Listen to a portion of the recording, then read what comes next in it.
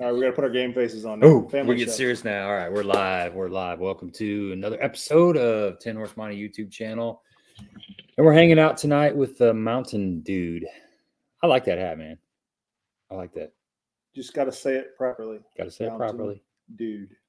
We got a good show for you. We're going to recap ICAST. Mike's been working on all kinds of cool Strike King products. So we're going to talk about what we can talk about and go from there, man. We can talk about everything now. It's all out there, man. Yeah.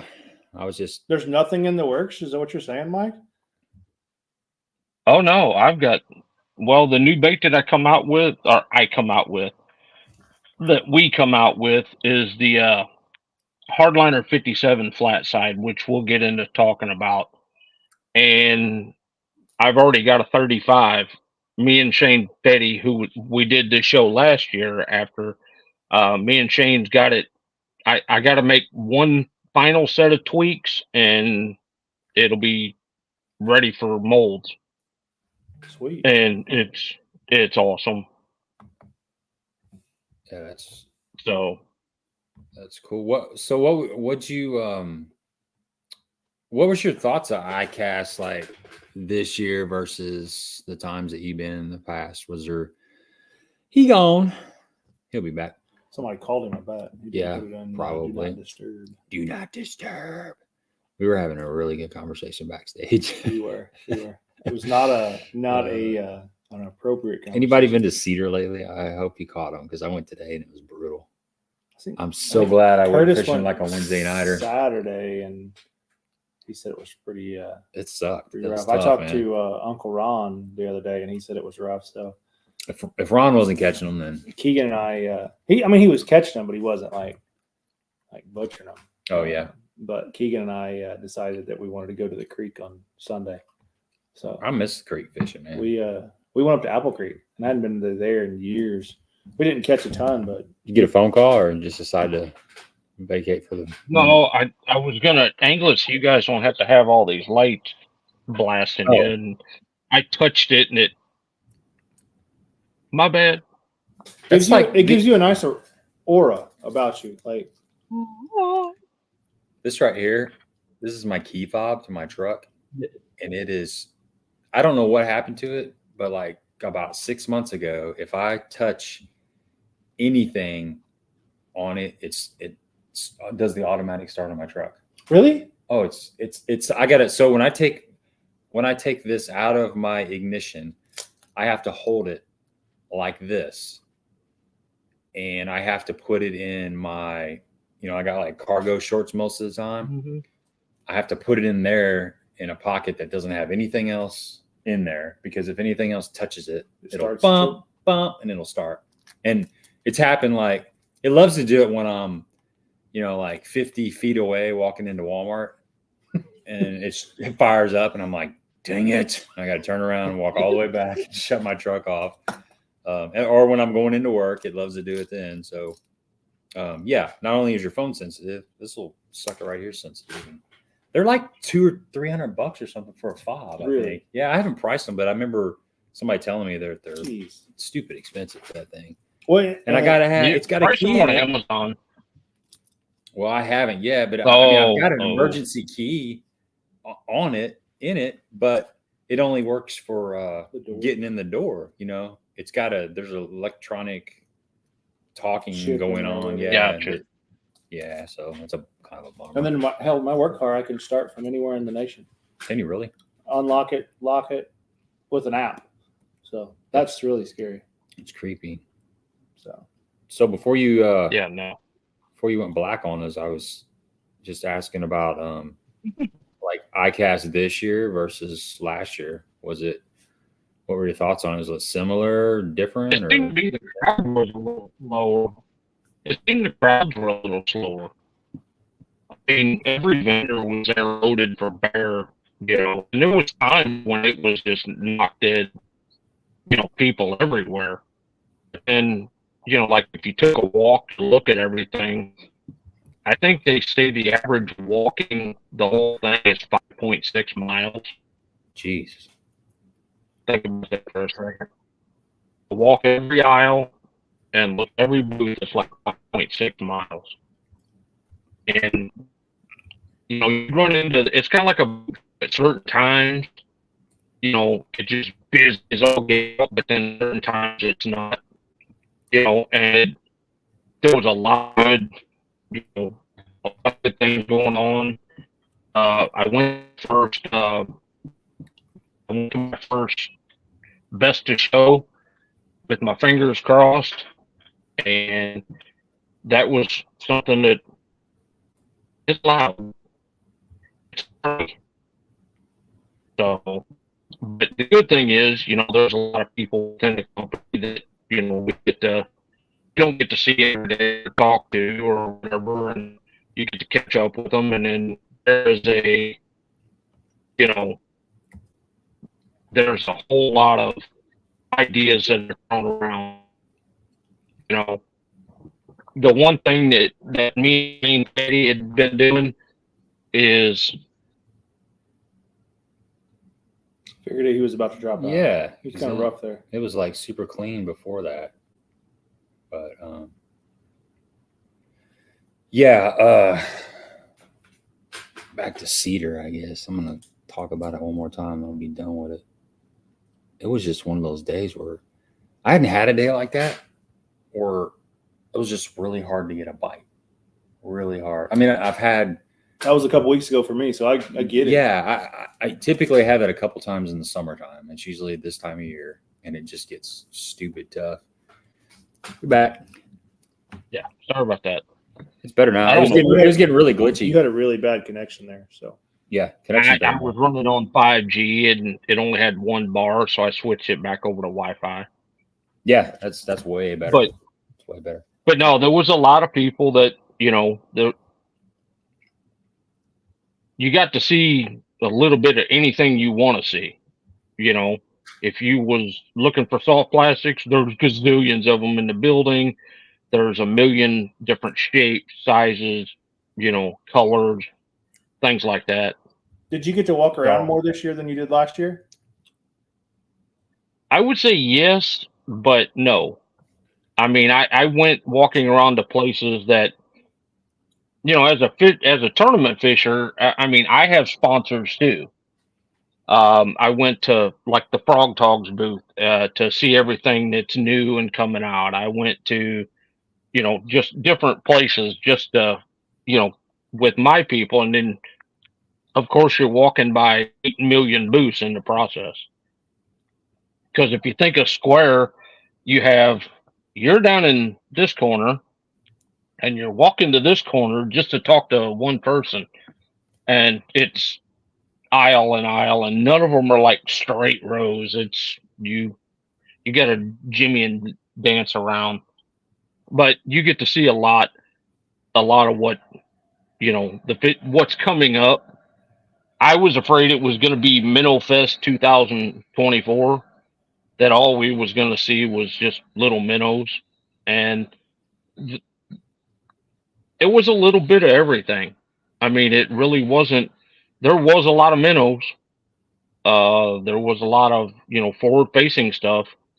But there was a handful of, you know, the hardcore everyday cranker, you know, or jig thrower. I mean, that's the thing that a lot of people don't understand, is that whenever we get into talking about, you know, different techniques, if you get into the forward-facing stuff, which I'm a guy on the fence with it. Me and Gabe's talked about it for hours.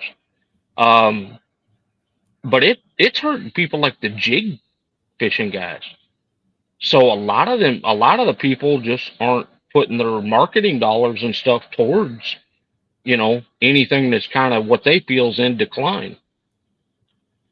I mean, I can definitely understand that. I mean, but when you talk about jigs, and I know, Gabe, you're sponsored by Cumberland, but, you know, a jig's a jig a lot of times. I mean, there's lots of nuances about a jig, whether it's a small jig, a big jig, a football jig, a brush jig, but how many different versions of brush jigs can we come up with?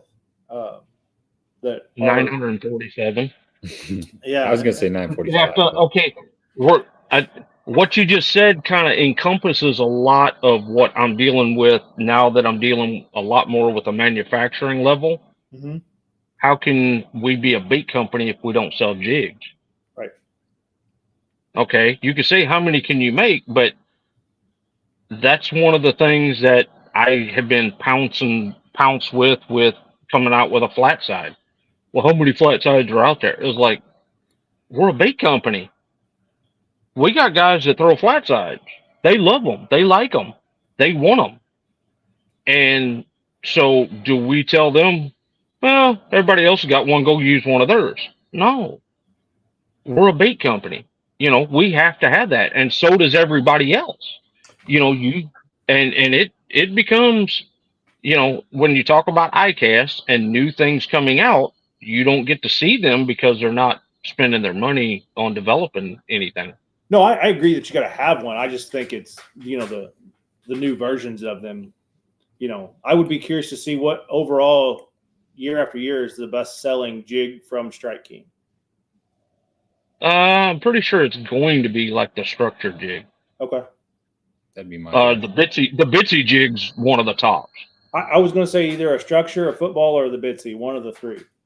Well, see, and to get you on that, JB, let's say that Strike King didn't have a football jig, and everybody else comes out next year with an all new football jig, and they cut it in half or cut one of the cones off of it, and that's the big thing.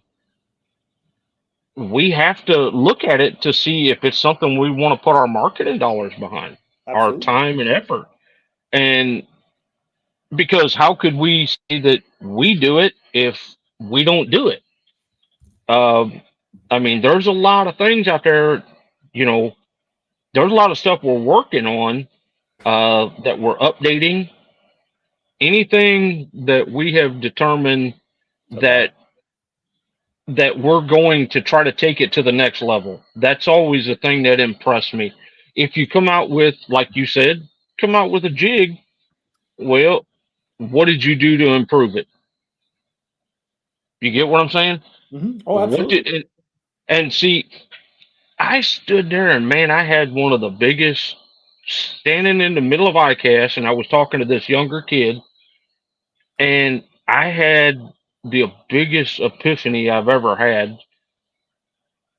Whenever the word copy had came up, or, you know, knockoff and all that, I looked around and I went, oh my God, guys, there's 5 different rod companies within like spitting distance of where we're standing.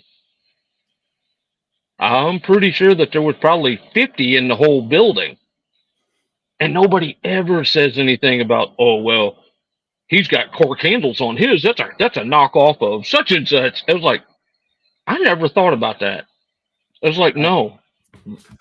These companies, now some of them on the knockoff idea, some of them do. Some of them have no, you know, thought behind it. But that's, as long as somebody is trying to take it to the next level, if I make a flat side, I have to make it to the next level. I can't make it like the exact same as somebody else does.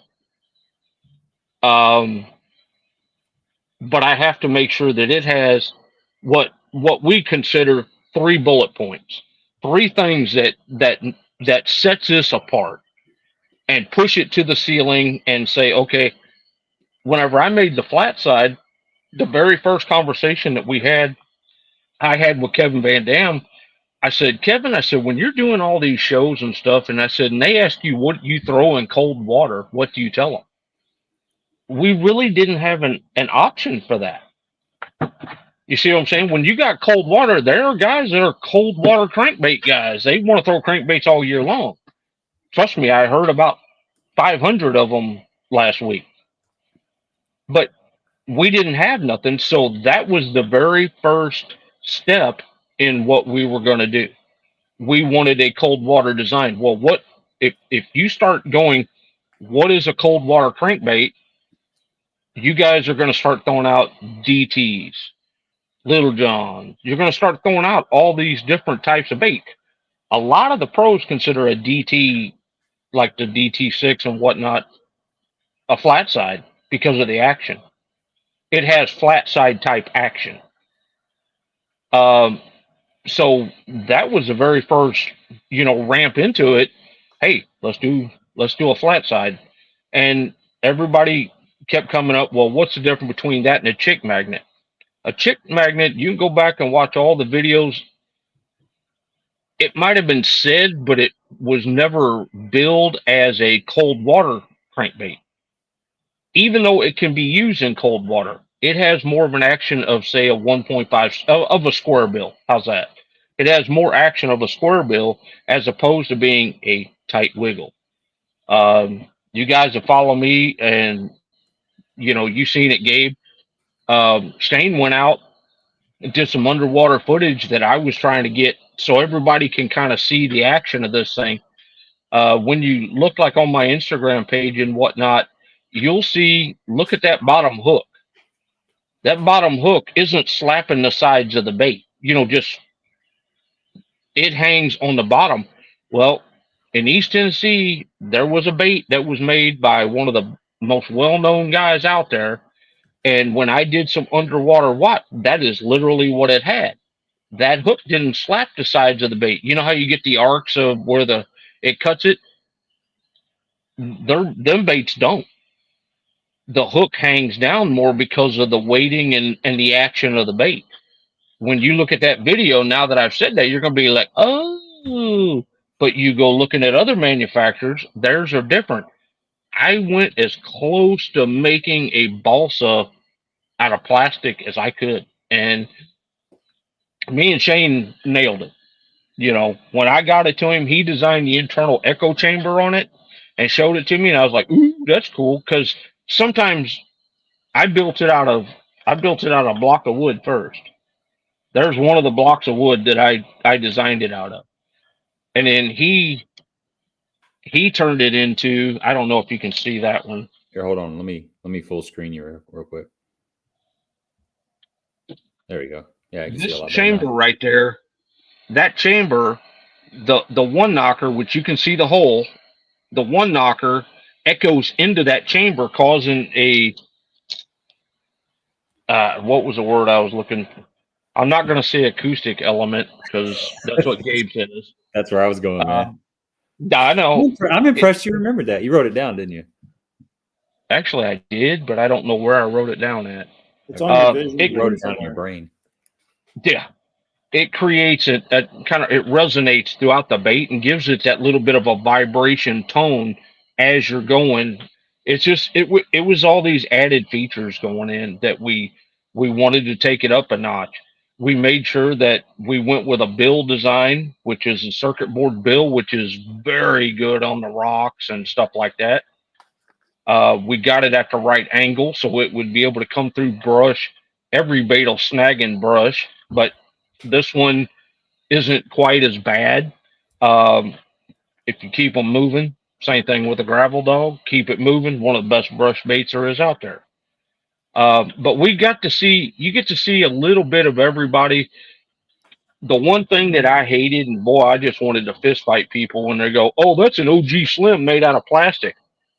I'm like, I don't even have an OG Slim. And I sat down and drew this up, and I've got all the drawings and hand drawings that I drew this up, and I measured everything out where I wanted it, and everything was, it was from scratch. The 35 has been tweaked just a little bit because a 3 to 5, that's what these numbers are, guys, because that was one of the complaints I heard. Well, we never know how deep a bait goes. Okay, this is a Hardliner 57. It goes 5.27. It gets down 57 feet. We had hitting 7 on 14 pound test. That highlighted a lot of guys. They were just like, they don't like throwing 10-pound tests to get their depth. And when you're casting at 35, 40 yards, Menendez would tell you we had a 5 to 10 mile an hour wind right in the face, and we were still getting 35 yards. You know, does it have a weight transfer in it? No, doesn't need one. Okay. It has the weight. The way the weight is set up in it, it is like perfectly balanced, and that thing casts. It no dying quail here. So that was one of the things. It casts like a rock, which is what you want it to do. Exactly. Exactly. That thing, it'll fling a mile. Going everywhere, and it make it about 15 feet, and it go. We were getting 30, 35 yard cast out of it with 14-pound test on a heavy action rod, because that was the only rod that I had with me. And we were getting, it was a medium heavy, leaned more towards a heavy. And I could actually get that far. And I had Menendez throwing it. We was using a Lewis. I call them custom blacks, but it was the custom that is black. Yeah. Right. And my gosh, that thing is, and it was launching them. But yeah, it was, this whole thing's been a labor of love. And I stood there, I had about 4 young guys that walked up, and I overheard, which I'm half deaf in my right ear anyway, but I overheard them say, oh, that's looks like an OG Slim. I turned my head and I was like, what? And I then proceeded to show them videos, and I educated them. And within 5 minutes, they were looking at me going, I can't wait to get my hands on them. And now that I know what the difference is, and I can see the difference myself, I can't wait. They were like, when are they coming out? So it was all about educating instead of just throwing something. And all flat sides, I don't care who it is, grab any bait and shave it down flat. They're all going to have a fishy profile. That's the profile that, most all baits have.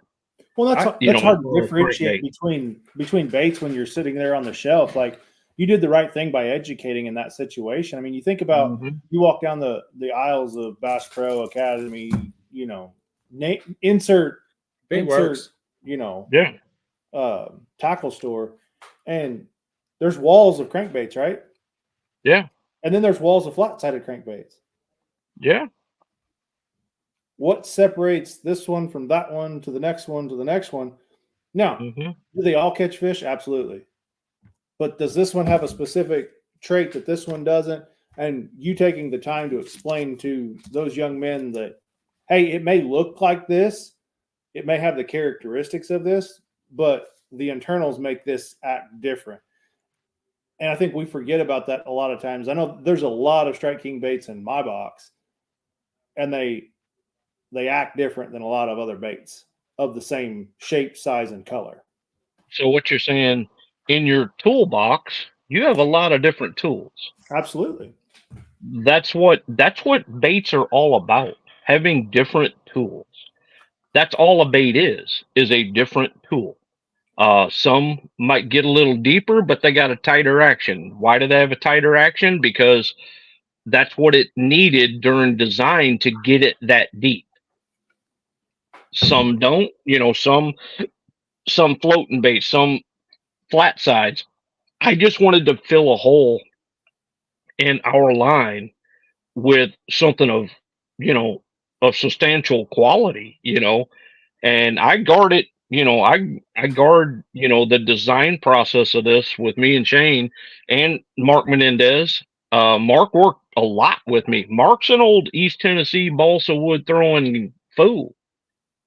He tells you which one got snap, which one got pop. We want it to roll. Oh, it's got the right roll, And if you saw the very first video that Van Dam put out at ICAST, one of the very last sentences he said, "This is one of the best flat sides I've ever thrown."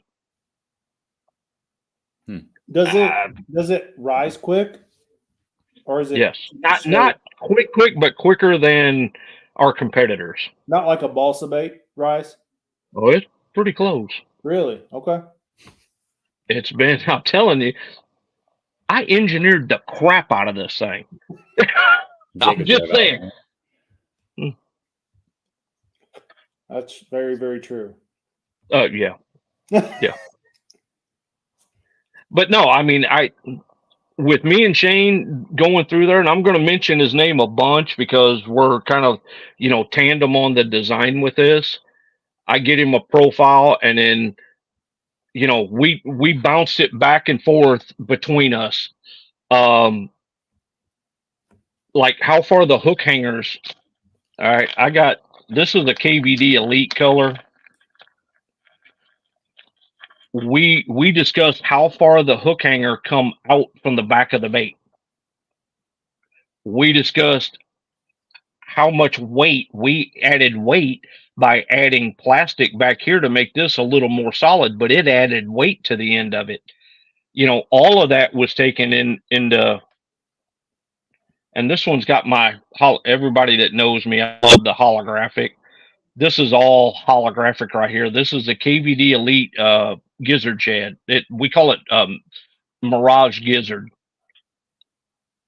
And it is, let's see if I can get it. You can see the transparency of it. Yep. Yeah.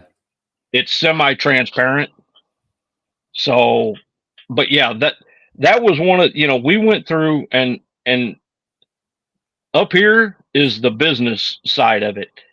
The bill angle, the line tie position, the line tie size, everything. We went through each and everything as it was being designed. We went through it to, make it exactly. There was no copying anything.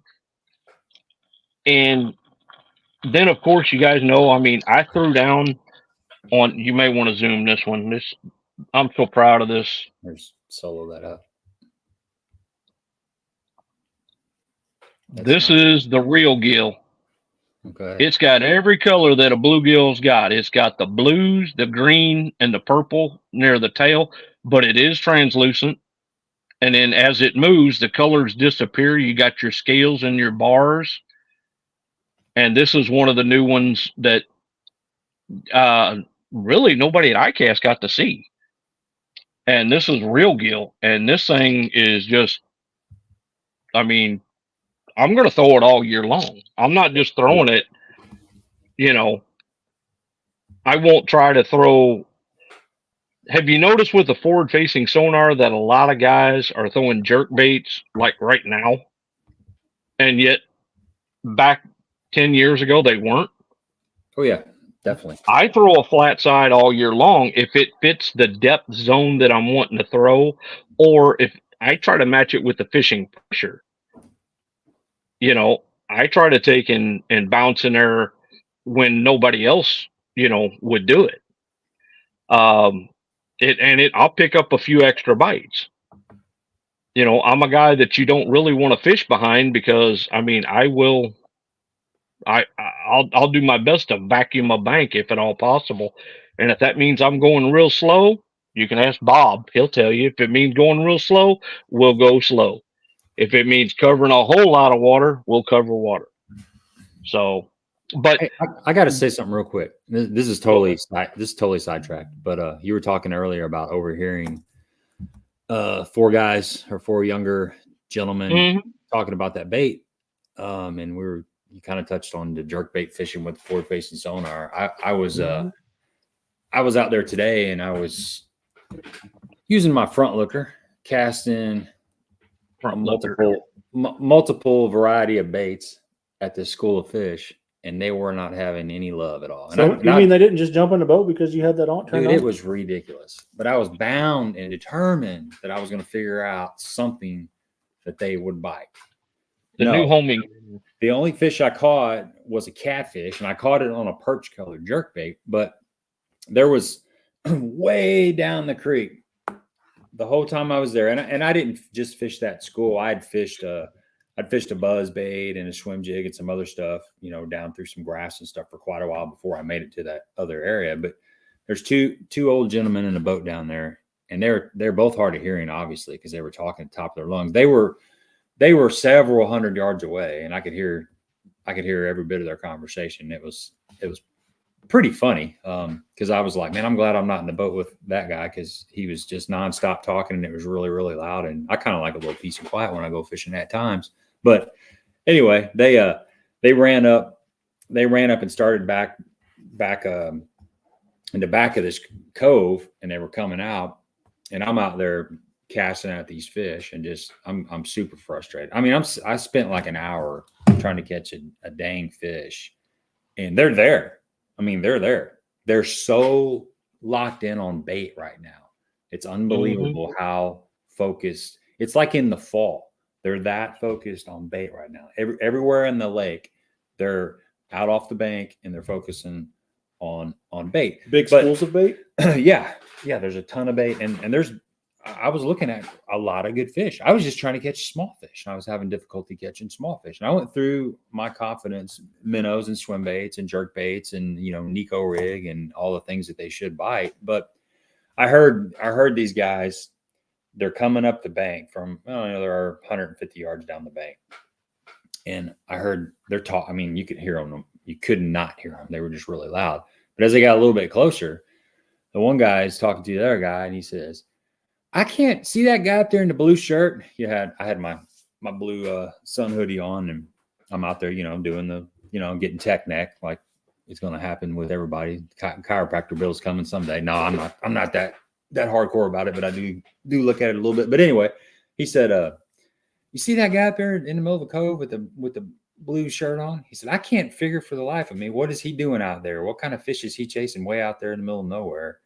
And other guy goes, well, he's got one of them live scope things.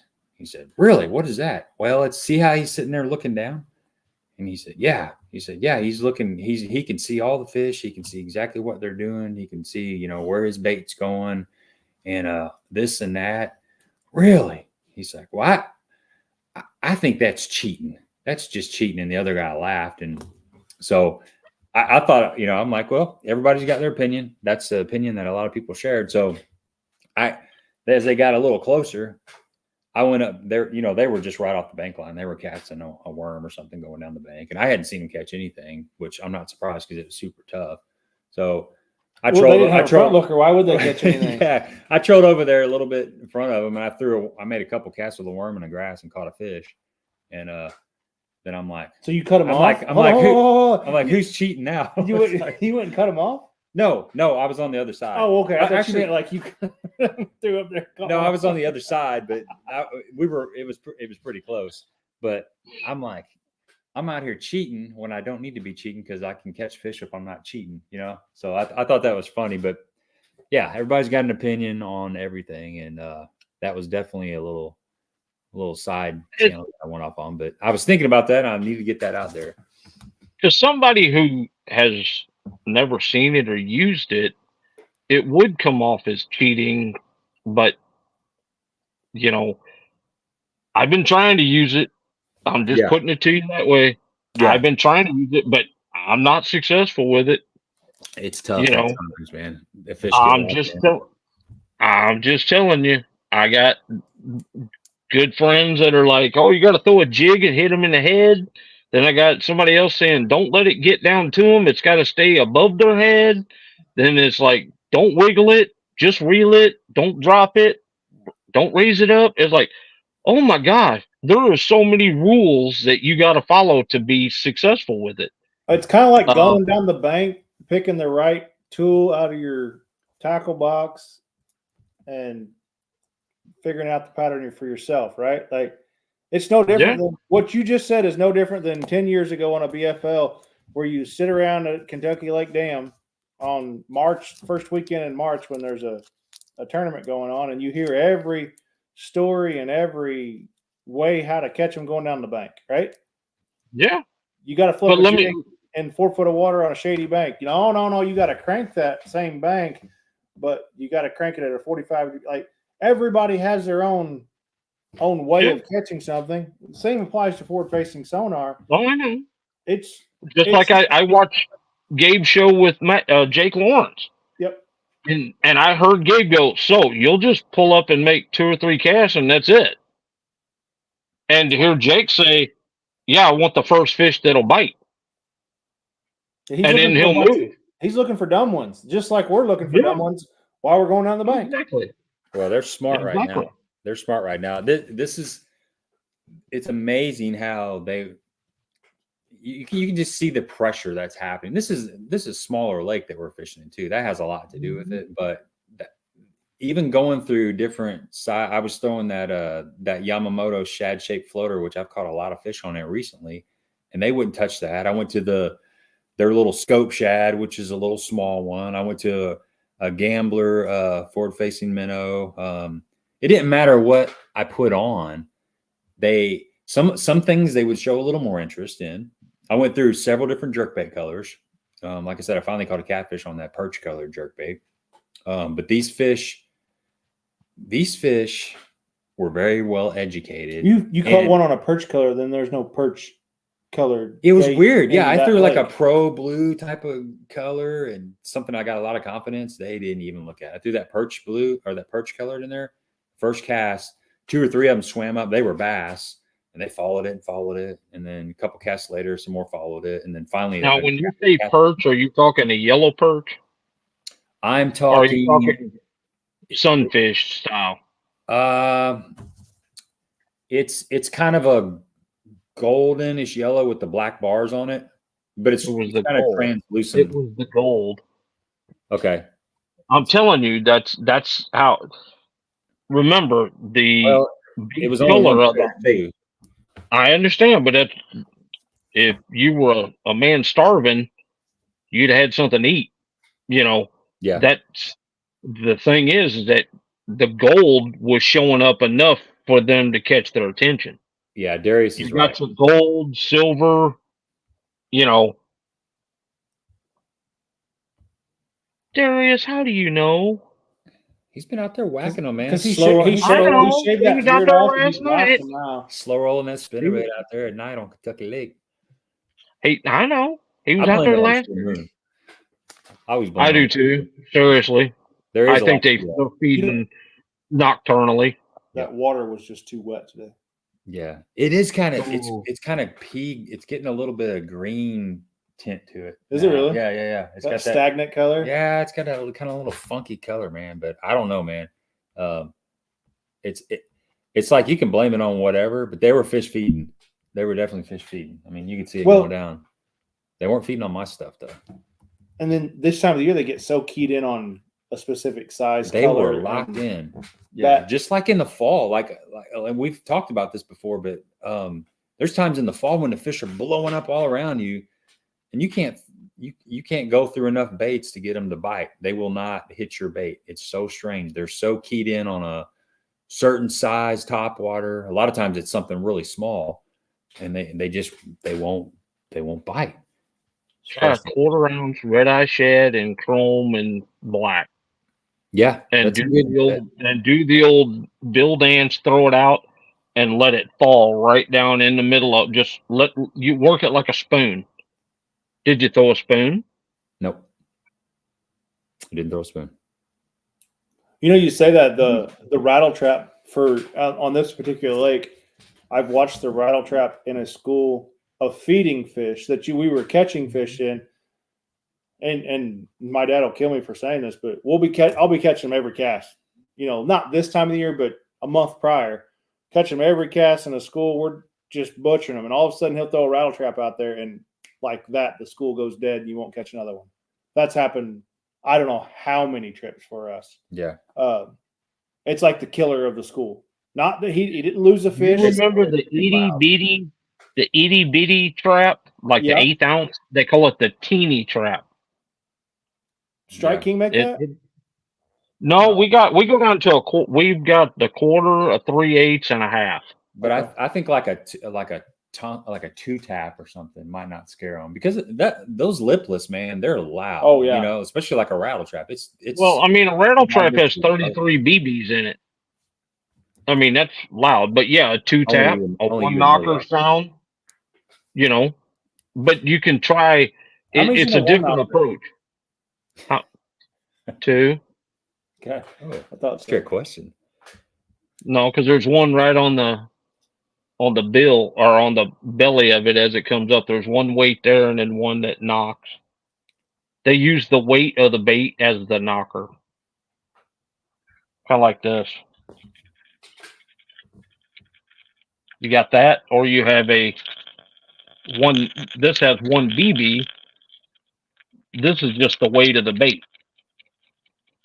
They have different tones to them. Yeah, that's cool. And you know, back in the day, they've got baits that like Boeing that had they got two pitches to it. They got a high pitch and a low pitch. Does striking have anything with like the I almost call it like a suppressed rattle, where it's got like a rubber ball around, or rubber casing around it, or a rubber ball in it? No, like the Little Johns. Yeah. No, actually, I've done that myself on some 10XDs. Okay. Play with your baits. You can do it. You can buy plastic dip and shave it off and make it silent. Drill a hole, and you can get some 5-minute epoxy. And what I do is I take a toothpick, and you have to drill a pretty good size hole, but I'll get like a piece of I hate to say it, like a coffee can lid, and poke a toothpick in it and fold it and get it up where it's on the inside, let it, push it through, and then pull it next to it, and then put your epoxy on there. You can hold it up and then put your epoxy on there in 5 minutes, pull the toothpick out and dab the hole. Now you just fixed it, and it's the same thickness as the plastic of the bait. Huh.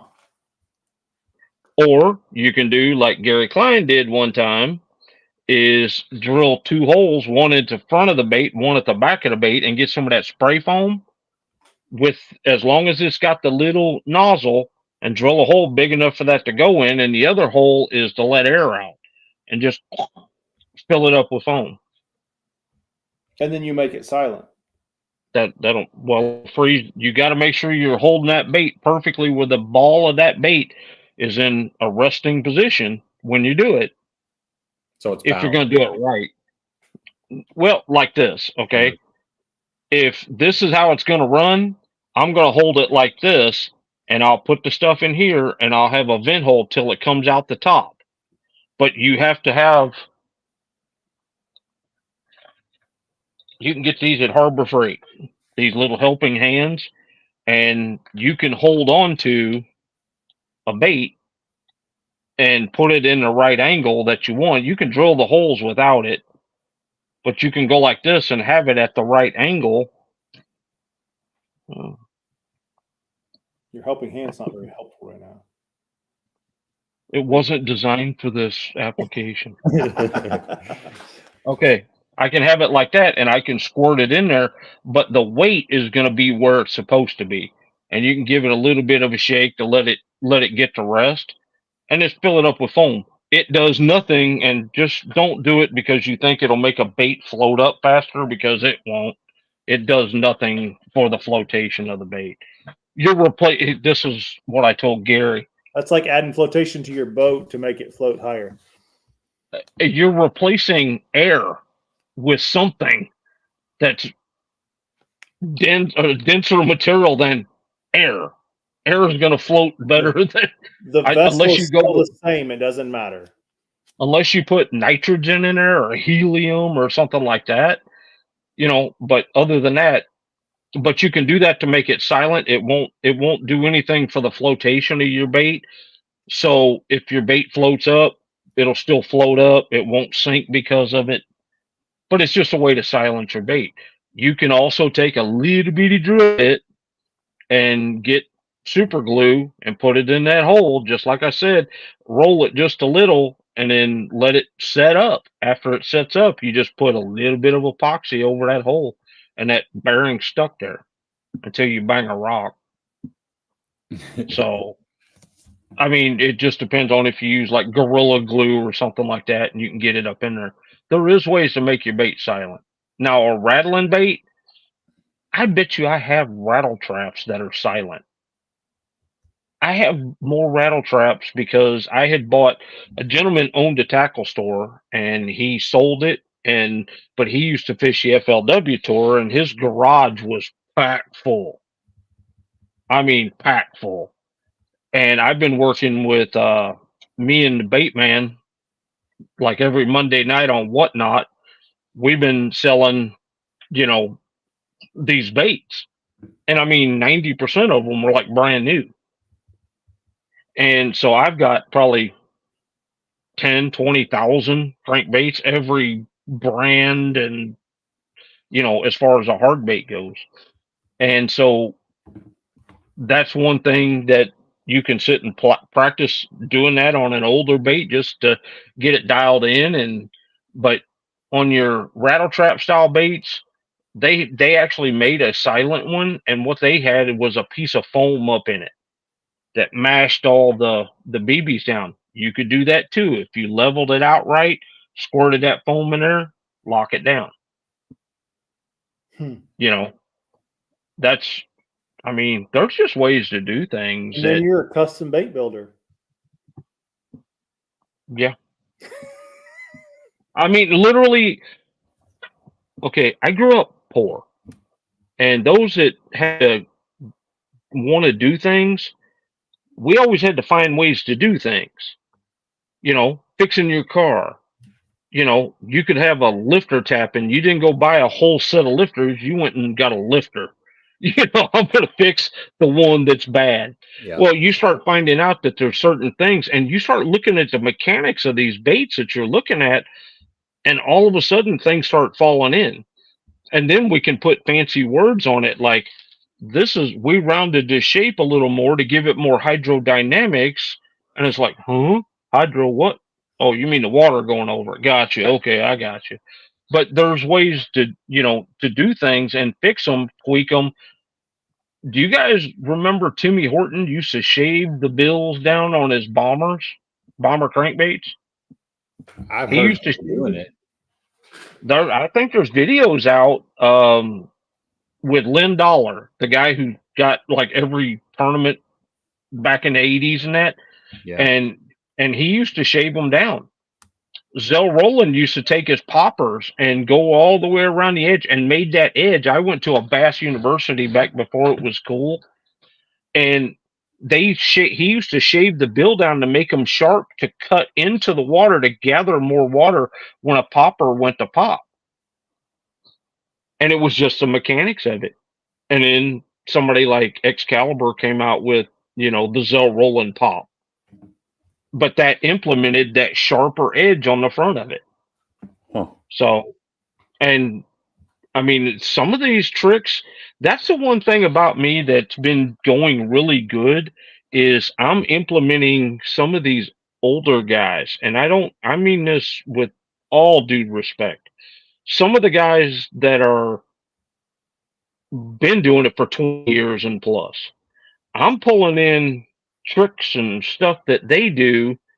And me and Shane are implementing some of these little tricks and stuff that, as much as you read Bassmaster and think that you know every way to do something, trust me, these guys know other ways to do it.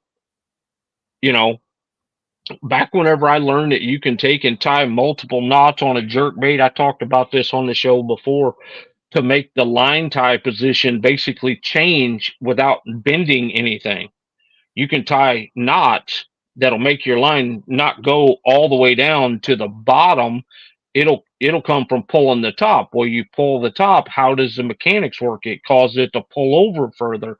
Well, now it's not going to dive as deep. There's little things like that you can start working into stuff, and that's how I get these tips and tricks, and that teaches me how to change a lot of this stuff. You know, bill design is one of David Fritz's biggest strong points, is being able to, you know, design the angle of the bill, the shape of the bill, and things like that. And he's one of the guys that, you know, we didn't sit down and have classes with, but I learned from David. I mean, still to this day, if I wanted a bill put in a bait and I was somebody, that's who I'd want doing it. And there's a bunch of guys out there. That's just ones that I've worked with, you know. Kevin Van Dam, same way. Kevin is more the optimal. How does this bait look in the water? Does it have the correct roll? Does it have enough wiggle? Does it angle down far enough? Kevin is more dialed in on the action of the bait as opposed to the mechanics of it. And that's one of them, you know, that's one of the, and to answer his question, yeah, it was at St. Louis. Kevin is more of the action of the bait. So you start pulling into, and Mark Menendez is more of the feeling of the thump and his word is pulse, the pulse of the bait, how it, you know, and that's kind of like the wiggle and the rock. Remember, rock is the side to side, all right, the top moving side to side, or that's the roll as well. Wiggle is your tail wiggling. Okay, so when you hear those kind of terms, you have to, you know, put them together. Mark is combined with that to feel the thump in his rod. So I can sit and pull information from these different guys, and dude, it makes us have some, you know, pretty badass bait, and we got more coming. And then Shane's blown me away about, I can't get into it, but some technology and idea that he had. And then he shot it over to me. And as soon as I seen it, I was like, oh, cool. And then I added something with him. And it's like, when it comes out and I can talk about it, we'll get into it. But it's, you know, we're taking little ideas from people. And all of this that I just said is to take it up a notch. I see a lot of that going on at ICAST. I see, you know, everybody, you know, they're not trying to reinvent the wheel, but their cars have to have wheels too. So that's what you see a lot of. I mean, I've seen a manufacturer coming out with 5 different new baits in the last year or two. And you're like, they just can't, they're not seeming to hit it on the head, you know, and we're kind of to the point that it's going to be, it either needs to come out on the head and be right, and that's it, you know, or we just not going to waste the time and extra money to, you know, to do it. And there's a lot of people are filling holes now to make their lines more well-rounded. Everybody, you don't want to give away money to the competitor. You know, we don't want to design something that somebody else can get the benefits of and use that money they're making and fund their next project. No. So we try to, and there's a lot of things people throw around, patent, copyrights, all this stuff.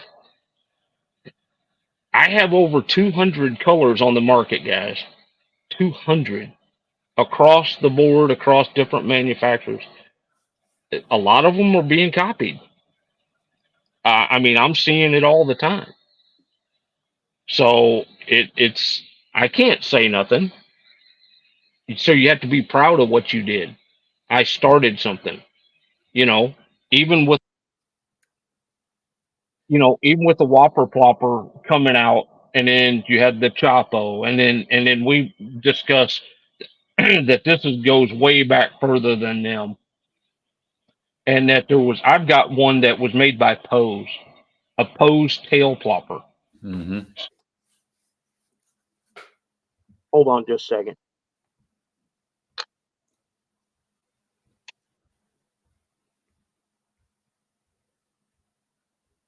And then Heddon's got that spitting Check plop. that dude out. Hold on a second. Let me. Okay. That's a Pose jerkbait. Yeah. Man, I think I got one of those. And I didn't know who made it. Is it balsa? No, I'm here. Hold on. You lost your wireless plugs or whatever. His earbuds. Wireless plugs. We can really mess with him if we just start.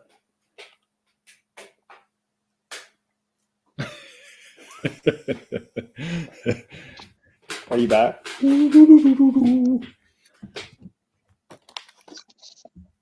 You back? Give me 1 second. My earbud died. Okay, gotcha. No hurry, no worry. He's got to watch the angle that he takes that camera at. He might show something that we're not supposed to see. What is he doing? The live stream in his underwear? And maybe he was talking about. He's got his velour.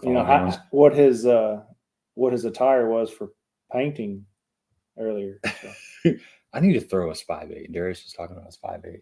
I've got a handful, but I do too. I don't know. If I always forget about them. I haven't thrown them since the front looker came out. Yeah, I know. I need to. Maybe that would have.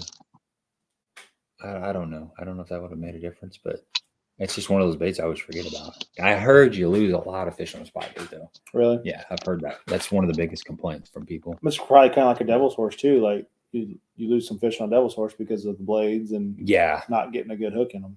Yeah, they just lots of things to create leverage points. Yes. Are you back yet? We're just rambling. Daniel T. I got to show you the swim jigs that he sent me. They're pretty sweet. So he took a couple of the Cumberland Pro swim jigs. He took a Bama swim jig and a True Track swim jig. And he took, like on the Bama swim jig, it has the rattle. It's got a rattle. It's an acoustic element that's added to it. Well, he took the actual rattle part off of it and inserted a spinner blade in it. It's pretty cool. It's pretty cool. I was out there playing with it today. In fact, I should have probably just covered a lot more water with that. But it's got a so you put Does it create any? It actually balances it out a little better. I think it. But can you feel it like on a not really on an underspin? You can feel that pull of it. No, because it's a really small blade, and then I put a little you put like a crawl trailer on there, but it's just got a little flash underneath there. It's really cool, man. It's it makes sense. Sound went out. Sound went out. Okay. I'm gonna jump out and come right back in. Go right ahead. I'm actually gonna send that over to Isaac and have him look at it. Sweet. Maybe we'll be coming out with a Bama spin jig. A DT jig. Yeah, what's that stand for? Daniel T. Yeah, there you go. But I appreciate that, man. It's pretty cool. You said it was Daniel T that sent it to you, right? Sure did. Got them yesterday. Took them out today. A spin tee. Spin tee. Better now? All right, we back. There we go. Here we go. But no, there's a lot of things that a lot of people didn't know, and they didn't know. You have to be a little patient with like going to ICAST and that. You get to see all the different new products, and some of them you're like, well, that's an old product, but some of them are just guys filling the holes in their line. I did see a gazillion different jerk baits. I believe for a long, not as many soft as you would think.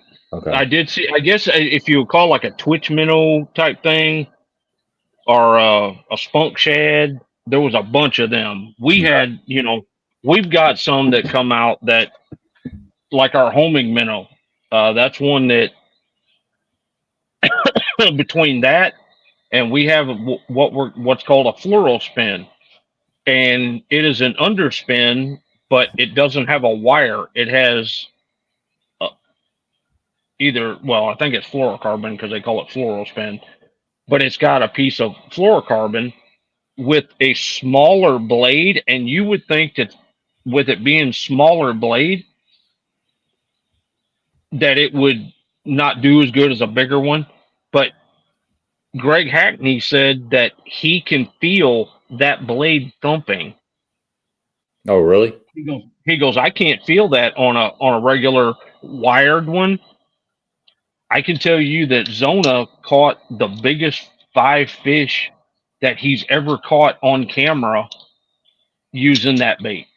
He is so jacked on it, it's ridiculous. The best thing about working with a guy like with Zona is that when he tries your stuff, if it's not any good, Mark like, nah. But if it's good, he'll tell you it's good. It is. But the homing minnow or the floral spin was one of the new ones that we had come out, and it's a pretty awesome little bait. think that's it right here. Right there. Can you see that? I can see Strike King, Tour Grade. Floral spin, underspin is what I'm looking at here. Let's see. Yeah. Check it out. So that's a piece of fluorocarbon right there? Yes. Yes. And it don't come out. Trust me, I tried pulling it out. I just tried grabbing it and pulling it. It's in there. But the nice thing is if a fish comes up and grabs it, it folds up right by the hook. Yeah, right. Gets it out of the way. Huh. You know. Well, and again, we talked about that leverage point, like on a spy bait. Like that eliminates a leverage point. I know it seems really, really minuscule, but I've lost a ton of fish on underspins. Well, let me ask you a question. Let's see if you think about it the same way I do. Have you remember whenever you're throwing a shaky head? The first shaky heads that I can remember throwing was a spot remover. I never wanted the spring keeper that you screw your worm on, because whenever I hooked it, I grabbed the worm and I'm like, this is like a guitar string. If they bite it and don't get it, it could bounce off of that. And now that's all I throw. I used to use the peg that you shove the worm up on, just because when they bite it, it'd pull it off of that peg. Yeah, that's me trying to overthink things. You know, because you can rip that worm off of that spring just as easy as you can gluing it to the peg. So what do you do? A spring? What for the the spring? Okay, spring keeper. Mm-hmm. I'm not a big fan. You may love the ones that don't have a keeper. I mean, I'm not a fan of those. I don't like the way. I like my worm to sit up a little bit straighter, and it's just me mentally. It's at, you know, if you're happy with it, you may like peanut butter and jelly, and I might like peanut butter and Nutella, but we both like peanut butter. I always wonder that because I'm a non-screw lock shaky head guy, but I also understand that bait is laying on the bottom, like just kind of laying on the bottom, versus if you got a stand-up head, and if you've got the right worm. Now you can have a stand-up head and have a worm that's got a lot of salt in it, and it's not doing it any good. You got to have a free, you know, a floating plastic or something that doesn't have a lot of salt in it to really encourage it to stand up. That's a thing that a lot of people don't think about, is just because you got a stand-up head. Well, if you've got something that's impregnated with a lot of salt, it's going to be heavy, and it's going to drag it over. It might kind of, as you're pulling it, it might stand up a little bit, but on the rest, it's going to just fall over. So something to remember is, if you're a person that really wants that bait to stand up, got to get plastic that doesn't have any salt in it. But I'm always wondering, like, would I be getting more bites if my bait was standing up? I mean, I get plenty of shaky head bites, so sometimes I think it might make a difference, but I think I've lost how much you're moving it too. Like if you let it set, it's going to fall. And most baits that we throw like that they're all salt contented baits, right? So they're going to sink if you let them sit there long enough.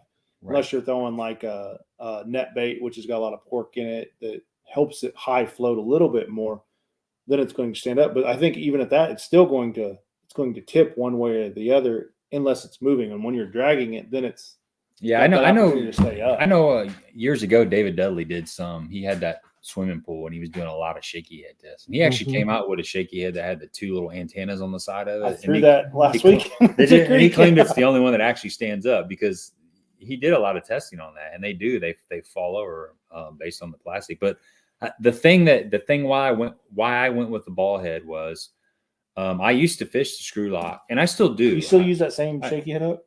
I use that Jewel. I've been throwing that Jewel Pro shaky hook for a long time. I use that in the big bite baits. Those are my two favorite ones. But anyway. I like that.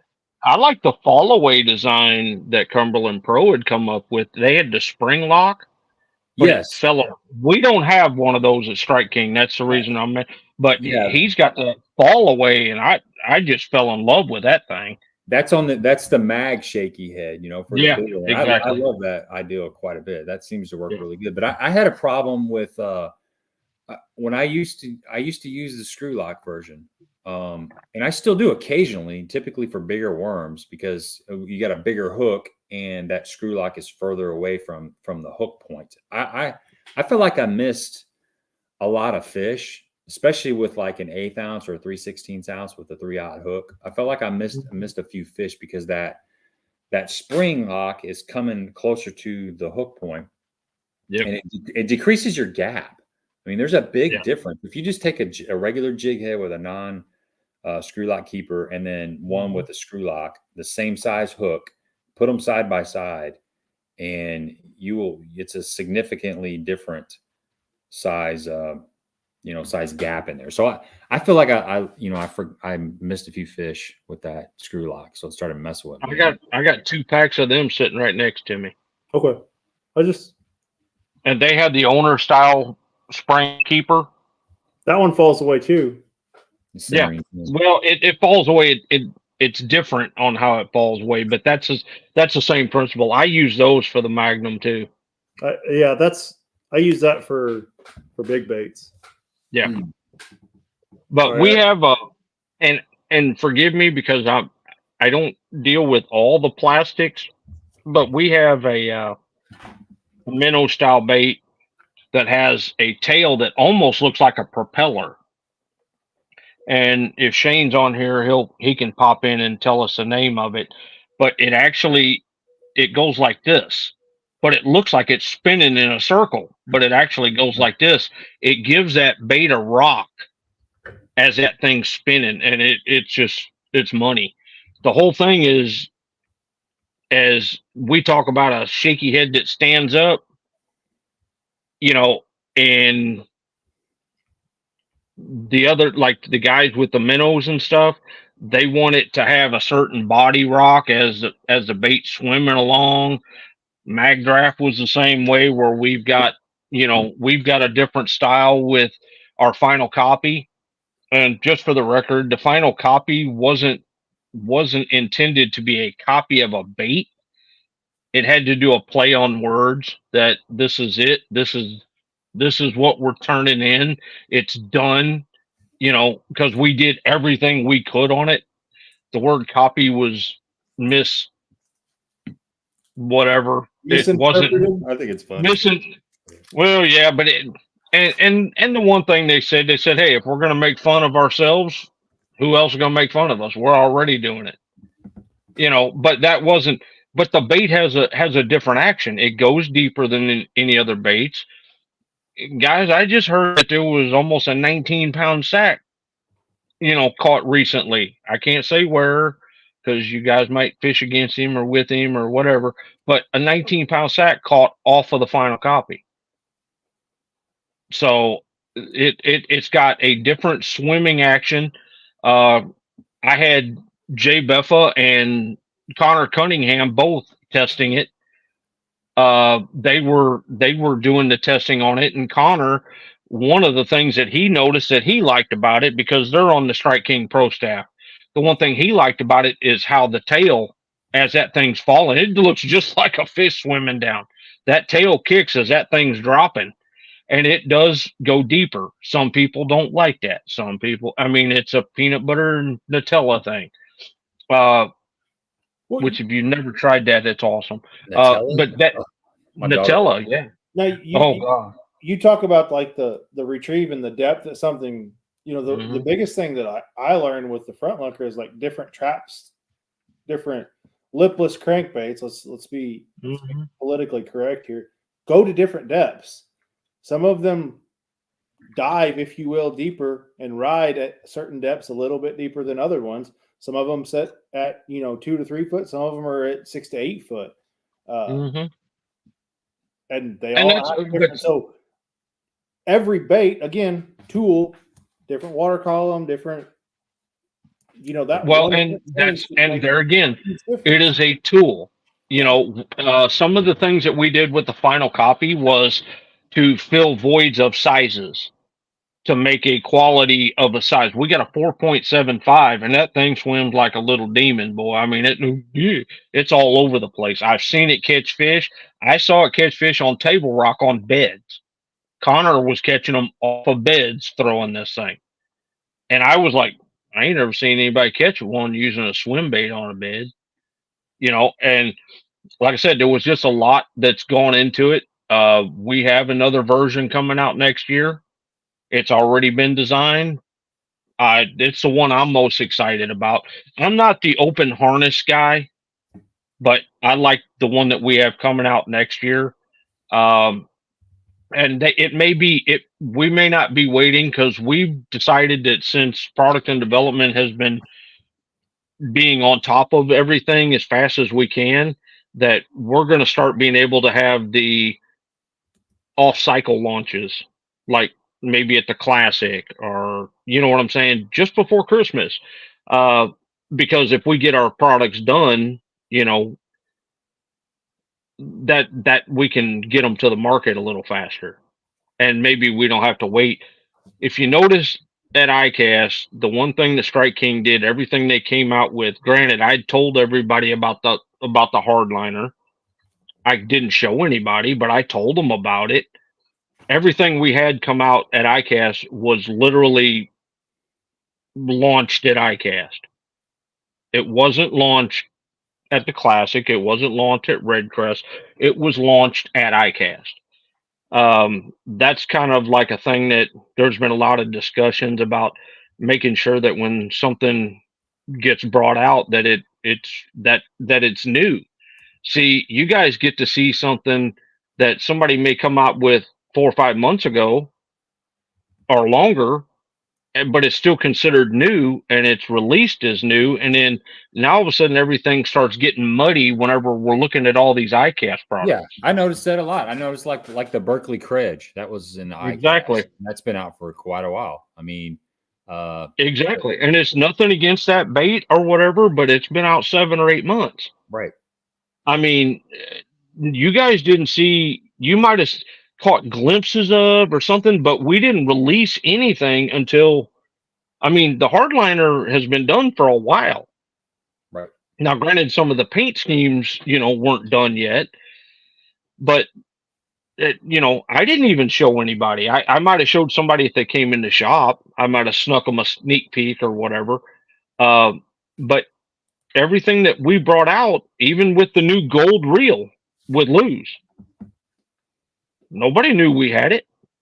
In fact, some of us that don't work in those departments never seen some of that stuff until it's time, you know, until they bring it out and launch it, you know, at ICAST. And that's one of the things that I think muddies it up just a little. And I'm definitely, you know, I'm not above or below anybody that's doing anything. It just it muddies the water a little bit for whenever we have conversations about ICAST. Did you see anything new? Well, I've seen things that came out, you know, 2 or 3 months ago. Not new. That's not new, man. Yeah, that's what I'm saying. I've seen something that came out a few months ago. Yeah, they're trying to get another bump in sales or another exactly at the right time. And so you either got to hold it or but we haven't. You know, you guys, nobody's seen. When you saw the tables, when you go back and you look at some of the videos that have been put out with Strike King at ICAST, everything that you see there, it may not look like a gazillion tons, but that's all brand new. Nobody's seen it until ICAST. Does that hurt us? I guess, you know, we're not jumping in the water to help muddy it up at times. You know, most bait companies have 2 times of the year to have a really, really solid launch with a lot of eyeballs on it. It's ICAST and the Classic. I mean, if you're going to release something, it's got to be at one of those 2 events. Yeah. Well, for the longest time, Rapala used to always be the one coming out with a new bait at the Classic. I can remember everybody, what'd Rapala bring out? I mean, I remember that. Again, now it's being muddied, you know, you got to kind of go find out what's new, because at the Classic, they're trying to sell stuff. Right. Where at ICAST, nothing's for sale. You know, And it's like, that is a brand, a marketing show. It is so we can bring to you guys, and you get to see everything that our whole company has worked on to bring you for the next upcoming year, and our later, like starting in the fall, stuff starts shipping.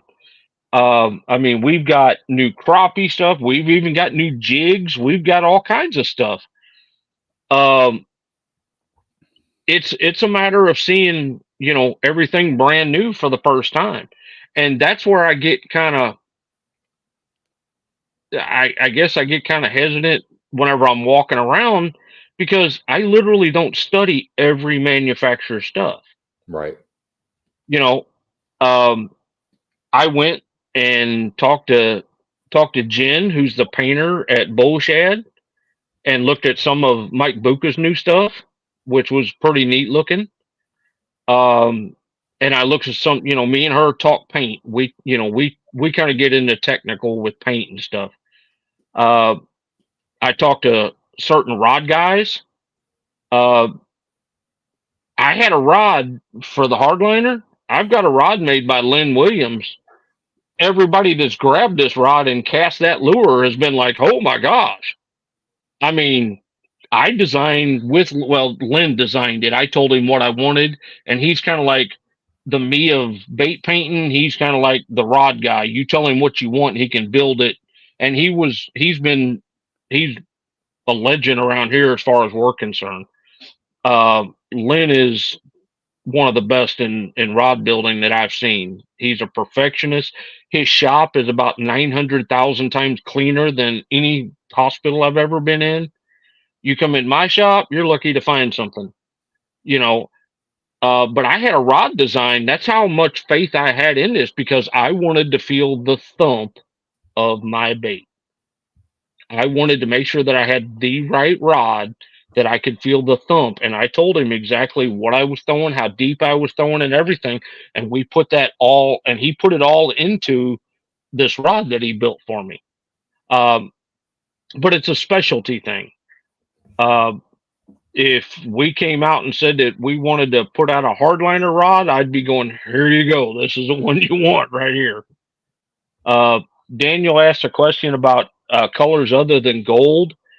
There's some video on YouTube about the gold reel. That is a color that they've wanted to come out with for a long time. It does have an anniversary type thing to it as well. And I think Castledine talked about it. He was making comments along the lines that he never thought he liked a gold, but it grows on him. It's a cool looking color. We've always pretty well been, they had the white stuff and the fluorescent stuff for the mock line. In fact, mock was one of the baits that Andrew Nordby won Kentucky Lake. The Invitational was on a mock bait. Just the gold one you're talking about right here? Yep. Hawgz Custom Pro Gen 3. Yep. Well, it looks, well, no, I'll say it. Different price point on the other ones. Yeah, it is. They swear you can't backlash that thing. I've got one coming. They came out with a spinning rod as well. That's gold as well. There's a guy you guys can look up that does a lot of the videos for, the loose stuff and whatnot, rod and reels. His name's John Bird III, but we all call him JB3. And he does a lot of videos, and he gives you a true opinion on them.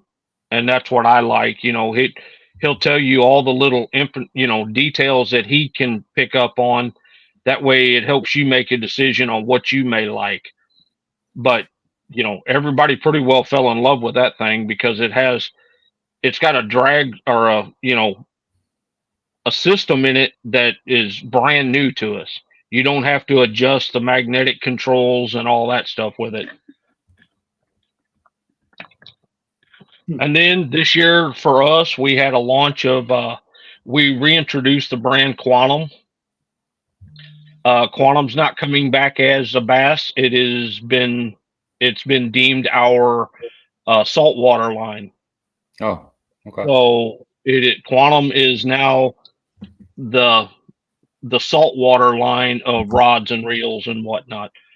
We have the top saltwater guy for reels on our employee now, and he's been known to win, the best of show every year and make some of the best. So I didn't know you didn't have any lures, man. why don't you have lures? Oh, dude, you should. Man, I switched to them a long time ago. Try the custom reel that's black. I called it custom black, and I got that's the one you've been talking about. Yeah, yeah, that's the one. I'm telling you, I can have any one of them I want. Now, if you can find the Hyper Mag, get you one. I mean, I've been switching a lot of my higher end rods over to like the Pro TI and a Hyper Mag setup, and yeah, I'm talking about this one. I can cast a Carolina rig 10 times further than I've. Yeah, and notice the price point on that, $179. Mm-hmm.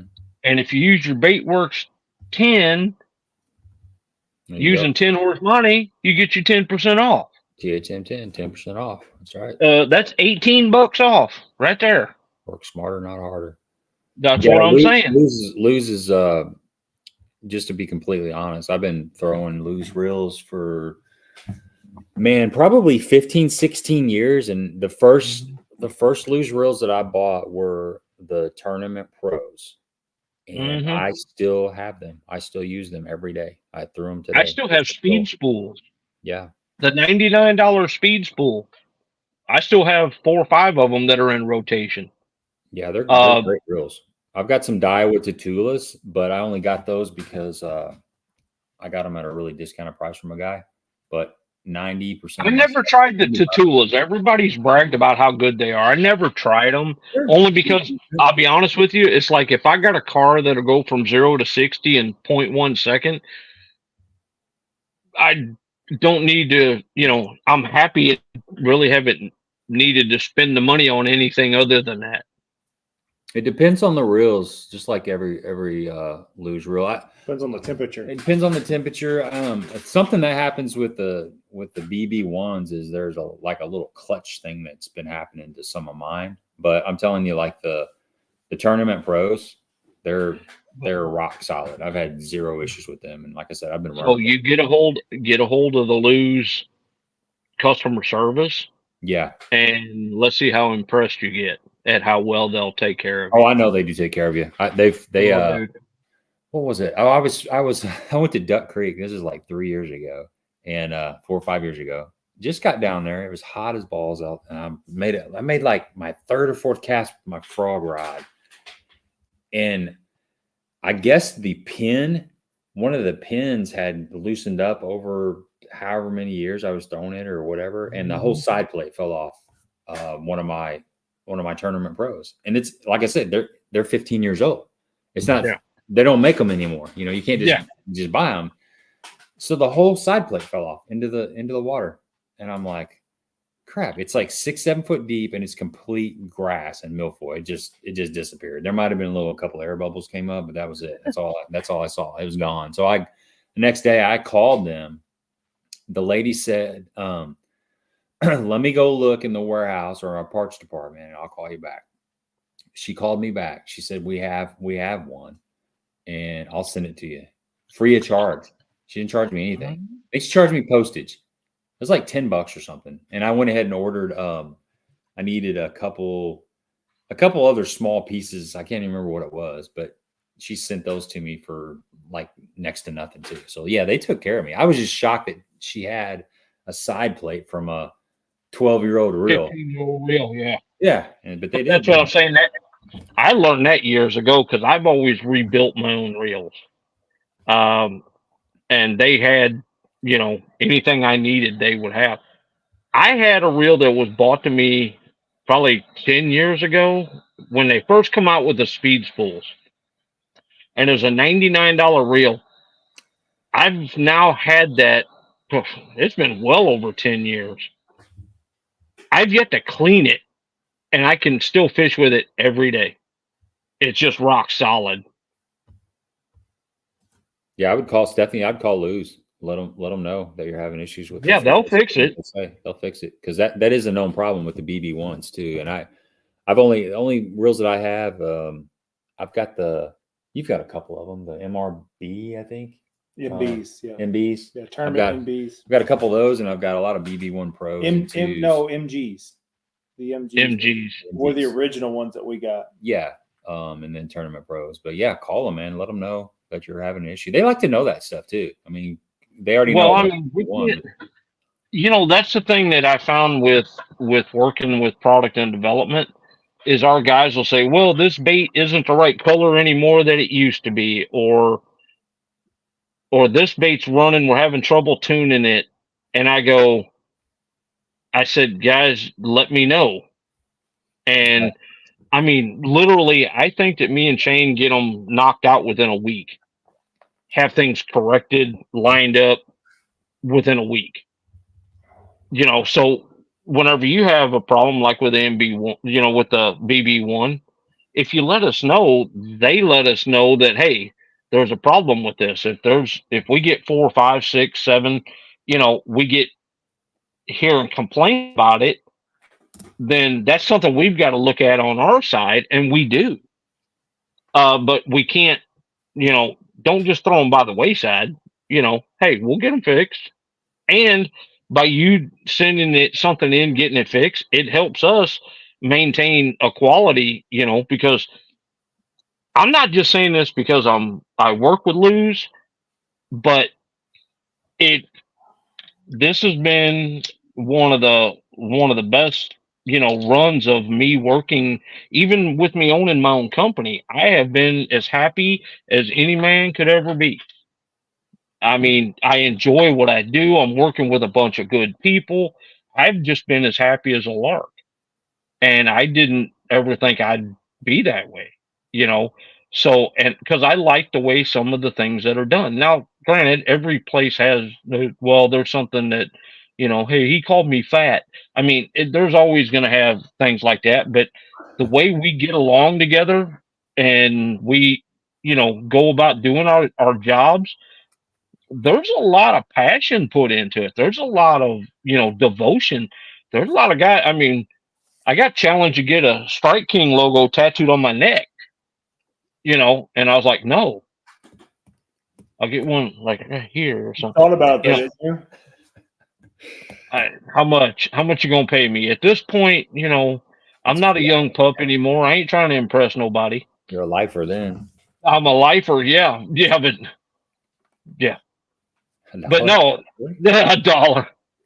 No, you ever seen a fat guy twerk? $2. You ain't gonna see it tonight either. You're not gonna see it tonight either. I always make that joke to people, and I made a joke to a lady at a gas station. She said something, and I said, "You ever seen a fat guy twerk?" And she goes, "Yeah, I sure have." I was like, "Ooh." I was like, well, okay. I love. Yeah, exactly. That's funny. You didn't think that. But there was a whole lot of, new fishing lines brought out. I didn't go through each and every one of them. Some of the cool booths, that I seen, Bubba had a pretty cool layout on their booth. The Vicious Fishing had a booth that I'd never seen them have before that looked pretty good. I'm not affiliated with either one of them. But there was a lot of cool booths set up, that they put in the research on setting up their booths. Our Quantum booth was set up really nice.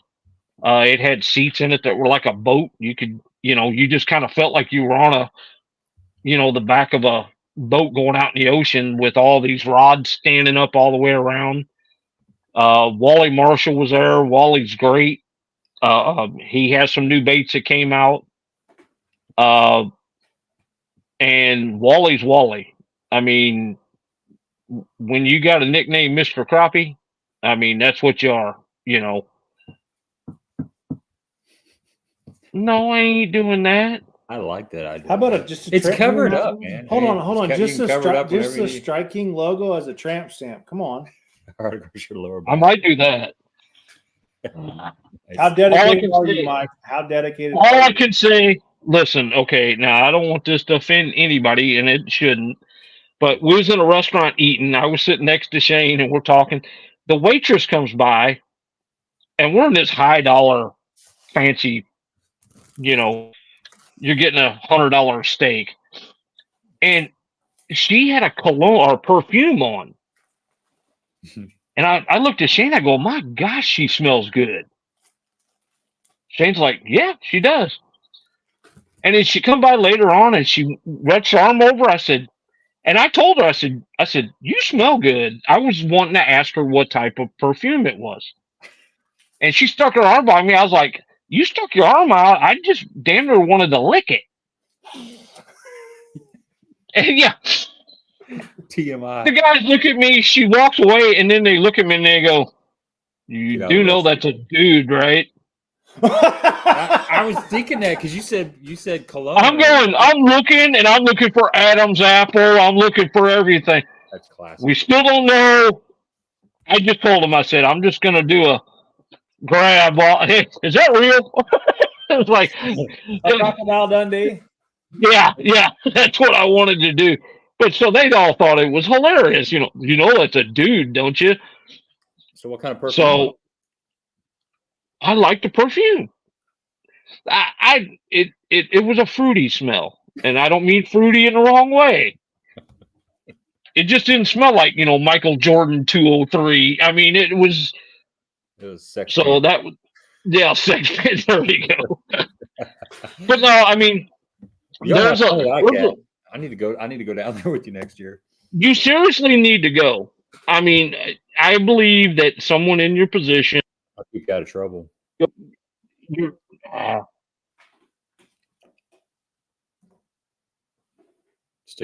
seriously need to go because I'm still here. Can you hear me? Yeah. Good. Okay. Good.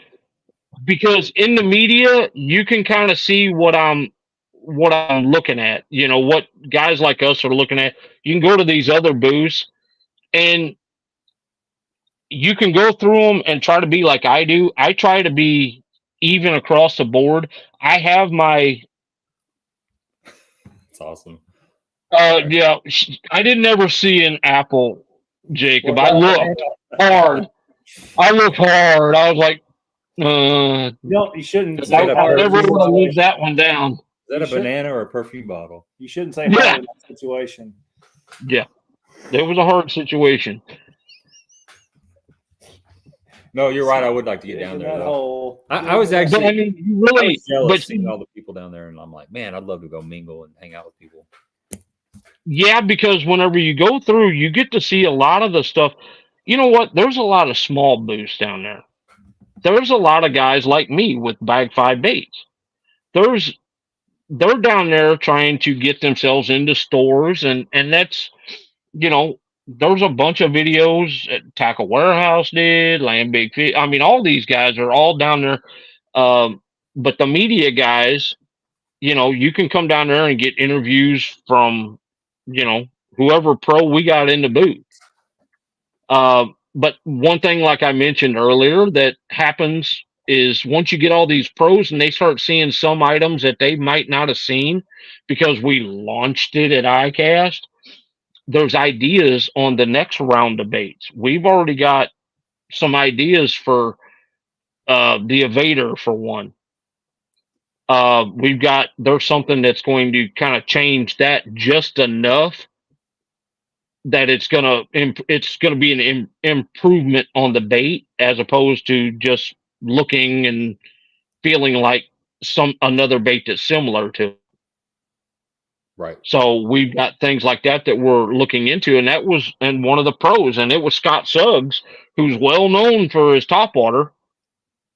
Scott is the wake bait king. And that's another one. Scott is a tinkerer. He tinkers with baits all the time. I bet the boy don't have a bait that doesn't have a sticky weight on it. I'm serious, because he can change actions and stuff. He's a tinkerer. He's a guy that wants it to do a certain thing, and he figures out how to do it. He's been working on a bait for me that I told him, and I can't give it away, but it's like, I want to do something with this bait. He's drilling holes and adding stuff and trying to make it, but he's trying to make it perfect, not half-ass. And pardon my French, but that word fits here. It's doing it and doing it right. But like I said, that's the one thing. ICAST is for buyers and the industry to purchase products, mass order products. And Stephanie, not for us to go and look at product essentially. And here's a good thing that you guys, not all the pros get this stuff. You know, the Hardliner was only thrown by 3 or 4 people. You know, we had, as I said, KVD, Mark Menendez, Zona threw it at a national sales, Greg Hackney threw it, and then the rest was product and development. Well, we got 30 pro staff. They all didn't get to see it. Not everybody gets to see them.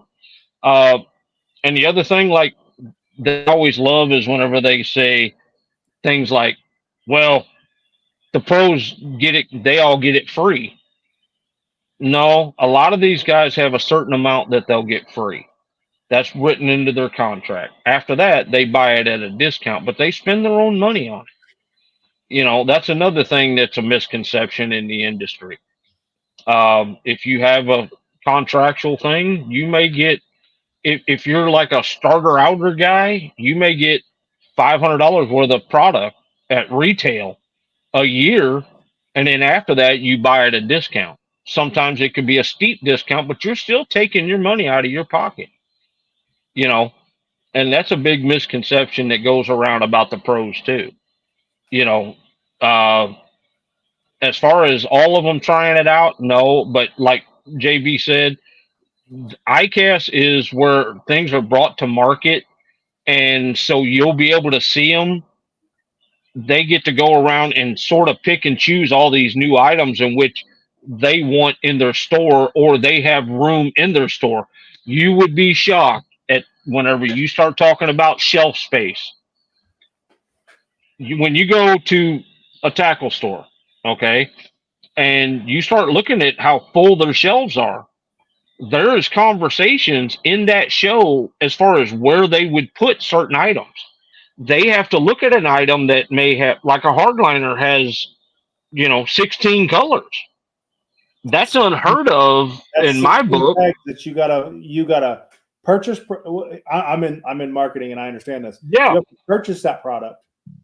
Yep, it has to sit on your shelf for 6 months, and there's no guarantee that it's going to sell in that 6 months. And am I going to have to discount it at not that you would, but am I going to have to discount it in 9 months and put it in a bargain bin somewhere, and I'm going to lose money on my investment?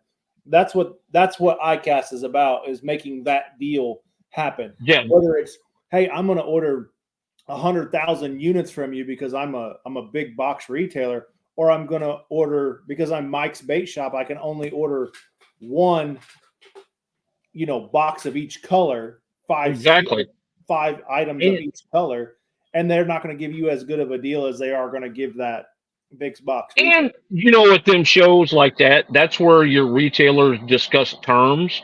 For those that are buying product direct from the manufacturer, they may buy, it may not ship out till October. They may be able to work out terms. Instead of a net 30 days, pay the invoice, they may be able to work out a net 60 or a net 90. And they work out terms. They work out quantities. If they want to buy the larger quantities, they might get, the term stretched out a little bit. And the other thing, Stephanie, is a show like that. Can you imagine walking 5.6 miles and you can't buy squat? Right. You look at all these brand new baits and go, ooh, I like that one, and hope that you're going to be able to buy it at the end of the year? No.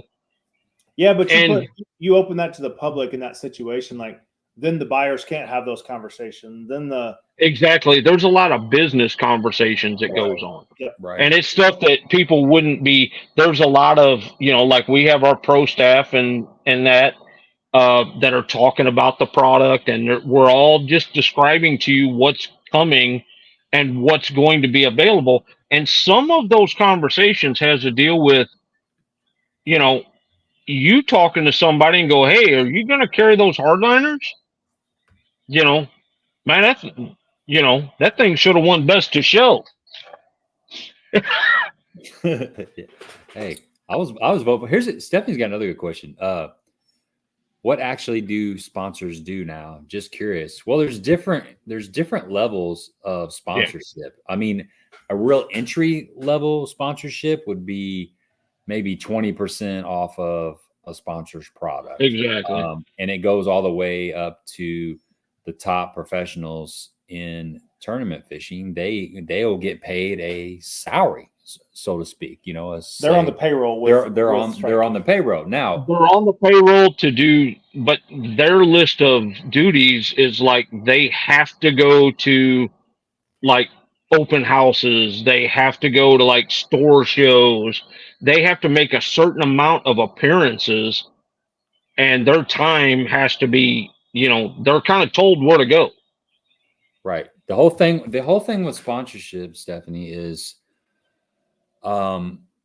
it sounds cool, and people think it's a, you know, a badge, and there's a lot of cool things about it, but these companies that you're working with, they want to see some return for that discount or for that money that they're putting in. So it's a partnership. You have to be able to add value to their product for them to have interest and to keep your place on that company. And so that's the perk of it. It's not just like Mike was saying, your contract will have a certain amount of appearances in, a certain amount of social media posts, maybe some videos. There'll be different things that you have to do to qualify for that sponsorship. And it's for that level, or whatever level you're on. Yes. And whatever level it is. She had commented elites for the elites. And then there's clauses in your contract, I would imagine, I'm pretty 99.9% sure, if you make, you know, you get a bonus if you make day 3, if you make day 4, if you make a classic, if you get covered. There's all kinds. Yeah, there's all kinds. And a lot of that too, the sponsors, you know, they'll get product. Sometimes their level of how much they may get 2 or 3. And no, Tom, it shouldn't be a free ride, you know, because everybody thinks pro staff, it is promotional staff. You are supposed to promote. That is what I'm wearing a hat. You're wearing a hat. You're wearing a hat. We're promoting. You're wearing a shirt. You know, we're promoting in some way, shape, or form.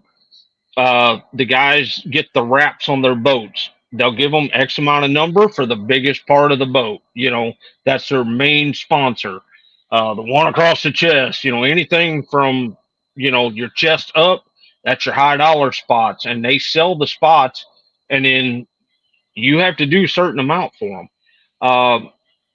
The days of somebody thinking that somebody's sponsored and they don't have to do nothing for it, they don't stay sponsored very long, because the sponsorships are becoming harder and harder to get.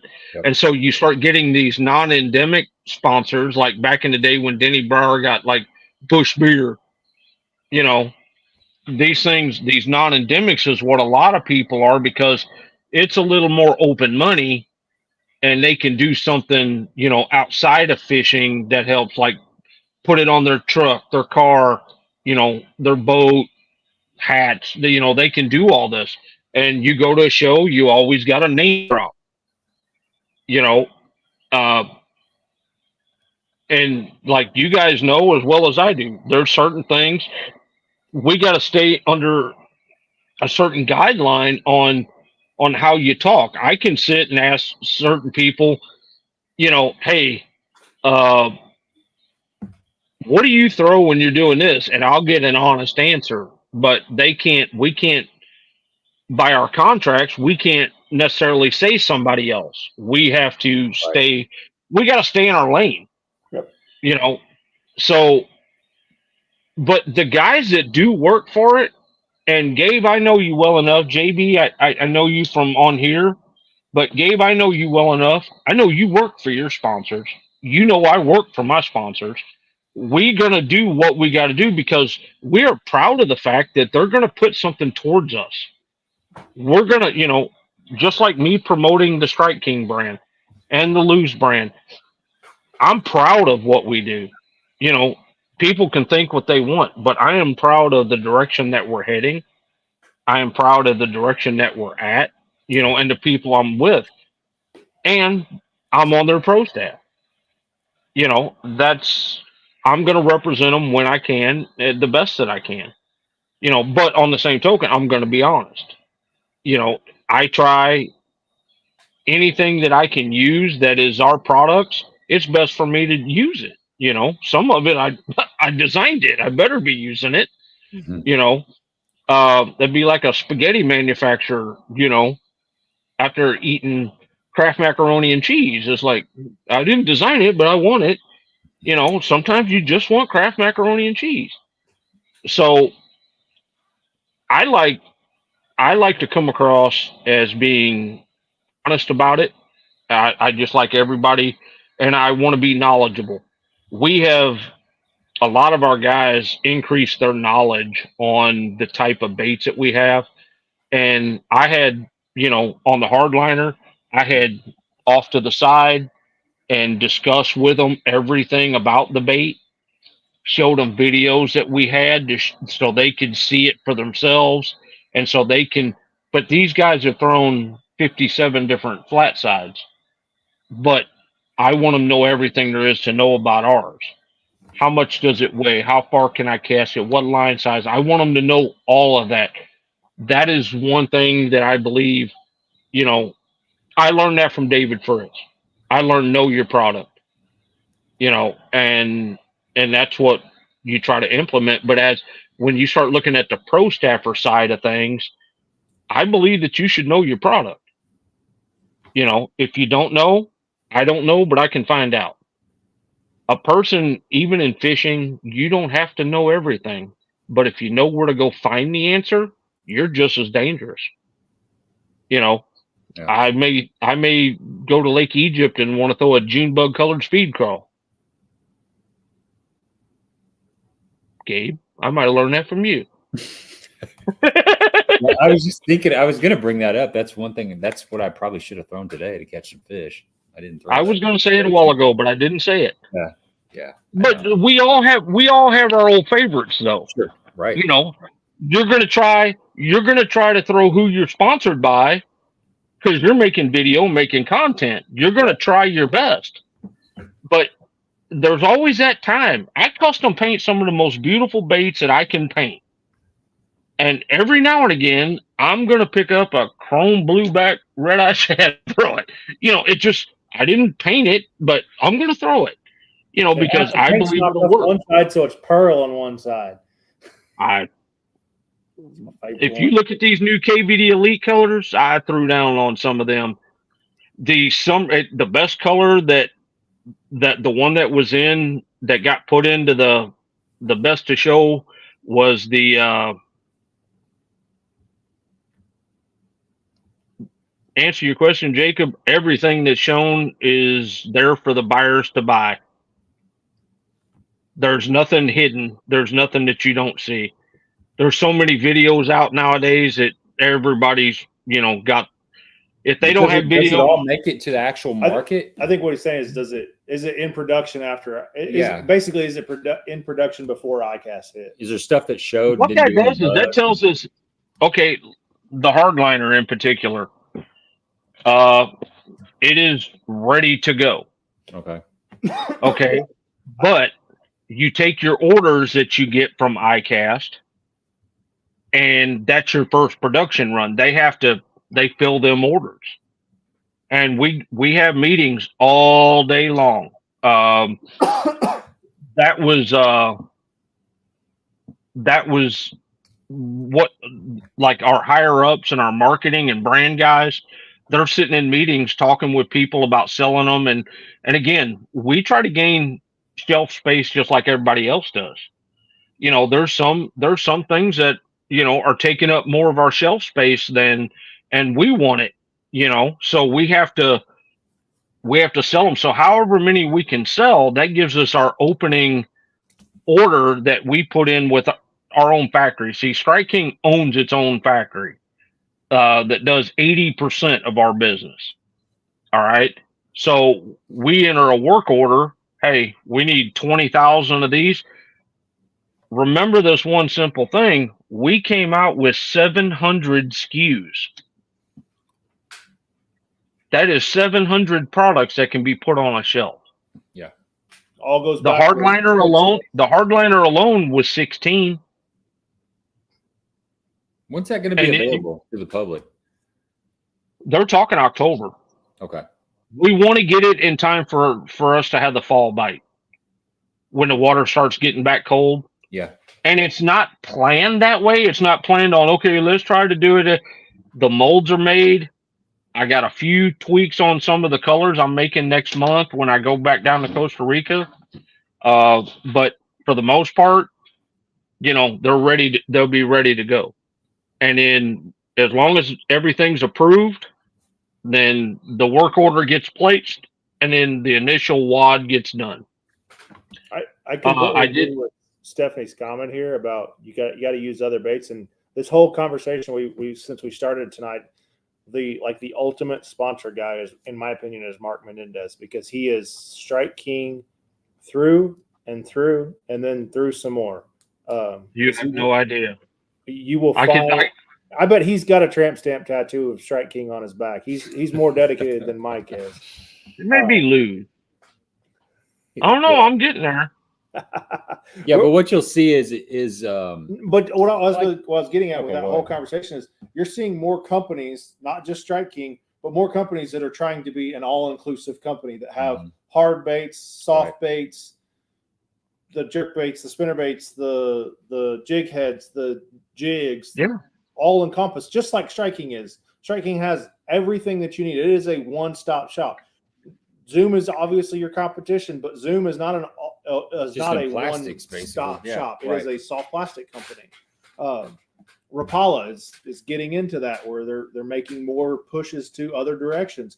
So I think you're going to see more companies that want to have everything. They're following the Me Too model of Strike King, but you to that point, the Strike Kings, the Pure Fishing, the Rapala. Yeah, there's your three big dogs. Yeah. Well, what you've got is if a professional, if a pro staffer is, let's say a Strike King pro staffer is really having success on a competitor's bait because there is a hole in Strike King's lineup and that bait is not available, that's a product that needs to be looked at, and you need to fill that gap. Just like you said earlier, Mike, it makes total sense to get that bait or something similar, put your own special tweak on it, make it better, one up it, next level it, but get that in the lineup. So if there's one pro staffer that's needing it, then there's probably multiple that are needing it. So part of your job is to figure out where those gaps are and fill in those gaps and just make it a complete lineup. And then there's jerk baits are one of those things where we had Patrick Walters on here last week, and he admitted that he's got 5. Well, I think he said if he's jerkbait fishing, he's going to have 7 or 8 different jerkbaits on the deck of his boat, and they're going to be different competitors' jerkbaits because they all do something different. It's just the way it is. You can't have all. You can only have so many styles, so many SKUs. You're not just a jerkbait company. You got to spread the love and mix it up. You can only go so deep down the rabbit hole so far. So there are going to be times where other companies' baits are going to come into play. That's why you see in the top 10 baits, or when a guy goes across the stage, if he was using a competitor's bait, he's going to keep it real vague and real general. I was throwing a jerkbait. I was throwing a crankbait. I was throwing a prototype. I was throwing a generic. He's gonna lie. A homemade. I mean, to be honest with you, they'll lie. Right. I mean, the first year I was in this industry, there was a guy fishing Lake Hartwell we had just launched a whole line of baits. And he went up on stage and he says, "Yeah, I was throwing a hand-tied jig." Never said any of the baits. It was like, dude, you could have said you threw them in practice. I'm sure you did. He never mentioned it at all. And I'm like, "You're fired." I was Donald Trumping him, dude. I was like, "You're fired. You're fired." It was like taking your salary away. You got to take advantage of those opportunities. I'm telling you, hey, and see, that was the thing. We wanted to have the Hardliner out at the Classic. That way guys can be shooting videos with it. The Classic is a perfect, it's on Grand Lake. Now, granted, they said that, well, this isn't going to be a big, flat side. It's like, it fishes a lot like Kentucky Lake. And we wanted it out for them guys to be able to, to have, a flat side and fish it during practice, even if they didn't utilize it during the tournament. That way we could get, on the water, but everything didn't jive up. We didn't have the paint. The paints weren't just right. We were still working in chain. We were working on, like I told you a while ago, the line tie positioning, the hook hanger positioning, the weights, everything, nerdy stuff. And I went down there in the middle of May or middle of March to help get that tweaked out. So we didn't have time to have it ready for that. I can just tell you that it's ready now, So I got a Menendez signed Rogue too. I got one hanging up right behind me. Yeah. I got a couple of them that are still in the rotation. I'm going to say this just for Mark. If you scratch the name off of it, you'll catch more fish. I think he said that on a live stream. That's what he says. That's funny. I don't know that he's embarrassed of it or what, but I do have a question for you guys. How important do you think, and this is going to be a multi-part the way I put this to you. Okay. And I'm asking the people in the audience, how important do you think scent is in a bait? I know you guys have talked about this before, but you're talking to me, and I want you to kind of give it a percentage. Is it 50%? It's 0? Give me a percentage of how important you think scent is to a bait. I personally think that there are times when it can be super important. I mean, okay, let's just start here. Humans have scents. Yes. We have oils, we have perfumes on our body, gasoline. Some of us like to sniff them.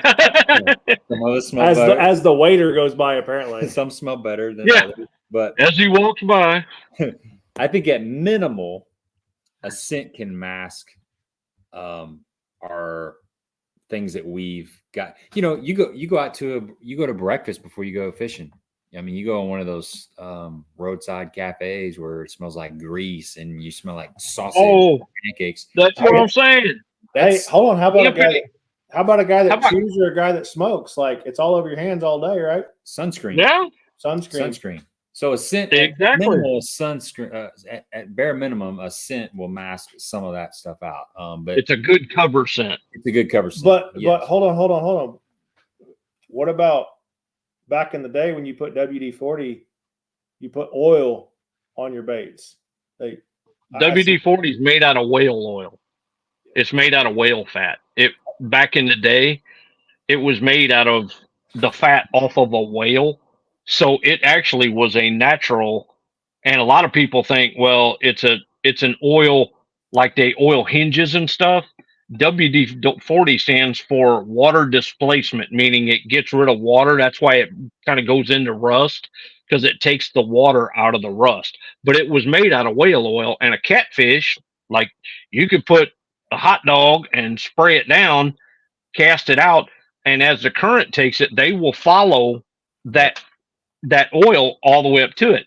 I'm telling you, I'm like a 95% believer in scents because I have dead sticked them way too many times. Throw it out there and it just sits there. Dunk. And just, I mean, that's me. But now I'm going to add one more level to this. What if a bait has a flavor in it? Like you mentioned pork, like V&M, the old pork fat. Yep. What if it has a flavor in it?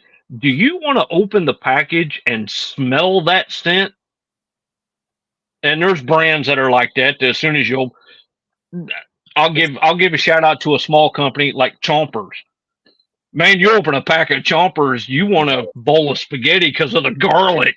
Yeah. Well, don't ever bite into one and make a mistake. And well, that's the same thing about other baits too. But do you think that it should be a 50% smell and 50% taste for the fish? You see what I'm saying? This is the reason I'm doing this, guys, is because these are the type of, this is a small percentage of something in which we have to deal with. We have to deal with somebody. Why don't you guys put scent on your baits? I'd love to have scent on a rage crawl. And these are the type of things that people approach us like at ICAST. You know, hey, I'd like it if you guys had scented baits. Okay. You know, I'll buy one of those little Christmas trees you hang on your mirror and throw it in there and zip it up. But if you really think about it, I like, and Gabe, you nailed it on the head. The oils of your hand, the cover scent, you know, all of that.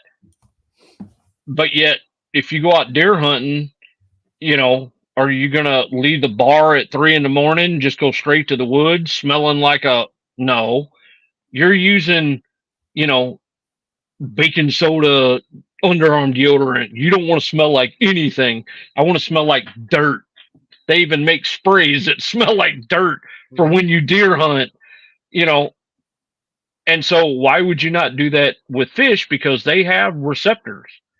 You know, Shane was better at this. He told me that on taste receptors that, you know, a bass has like 128 taste receptors. Catfish has 40. Yeah. How many do we have? Apparently I have 4 and they're all crooked because I can't smell the right things. Fair enough. I swear it was a doe. Yeah. But I'm saying it was a buck that you smelled. Yeah. It might have been a button book. But I mean, in all sincerity, these are the little things that you guys don't see that a manufacturer goes into. All right. And that's like somebody can walk and hand me the next greatest buzzing, plopping, spinner baiting grub. It could take me 2 years to make the perfect one.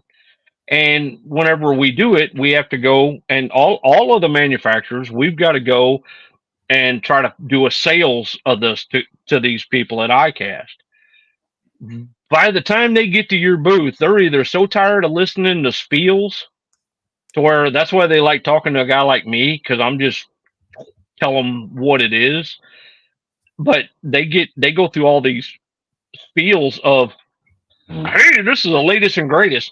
I think somebody said that there was a pair of fishing pliers at the show that was $900. Holy cow. It better air up my truck tires. I should be able to throw it up underneath and let it change my oil. Oh, yeah. I mean, but supposedly, you know, and the accessories categories was huge. Fishing pliers, you know. I've seen some of that stuff that like sticks to your boat that holds your pliers that are $200. Like that, in my opinion, that's ridiculous. For one, like I'm gonna throw them on the floor and they're gonna bounce around for 6 months. I don't need the $50 Stanley cup that you're drinking out of. I mean, I know it's not Stanley. I'm kidding. We gotta hit this one real quick. Mayhem. Stephanie says bass do like banana flavored sunscreen. Now, back to the scent thing. There are times when it does not matter. You could soak a worm in gasoline, and when the fish are biting, they're going to eat it. But the times that it does make a difference, Maybe not. You know what I'm saying. I'm stretching out here. There are times when a little bit of banana sunscreen ain't going to make a difference. So what about bait fuel? But I know, but right. That's what I was getting ready to say. There are times when I know 100% that there are times when scent does make a difference. I've seen it. You've seen it. Yeah. My buddy Jerry, he would throw that max scent stuff a lot. And he would he's like the ultimate slow flow. I mean, he'd throw something out, like you said, Mike, dead stick it. He would drag it. I would make 3 or 4 casts before he would finish up his cast, and he'd get a bite a lot of times. Super, super slow. Now, the action of the bait is not drawing attention. What's drawing attention to the bait? I believe that it's scent. A lot of times, I think scent can make a difference. Bait fuel, I've seen it. We've talked about it on here before. I mean, I've seen it back-to-back casts, like yes, without, same spot, same cast. Yep. 7 or 8 casts in a row. Knew there were fish were there. They didn't bite. Threw it in there the 9th time with fuel on it. Boom, it got bit. Like instant got bit. Right. There are times around the spawn. I know around the spawn that can be. I believe that it's around the current. I believe that there's any kind of current, being wind or what, because I'm going to instantly go back to catfish and WD-40. As that stuff's coming up and the current's taking it, they will follow it to the source. Yep. And no, they did not have forward facing. Well, they had cool little wire cutters.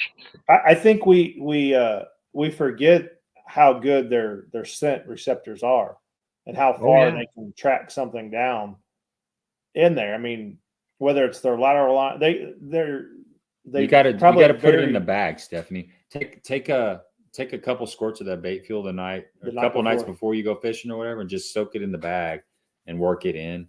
And look, man, the fish ain't gonna jump in the boat. That's just the way it is.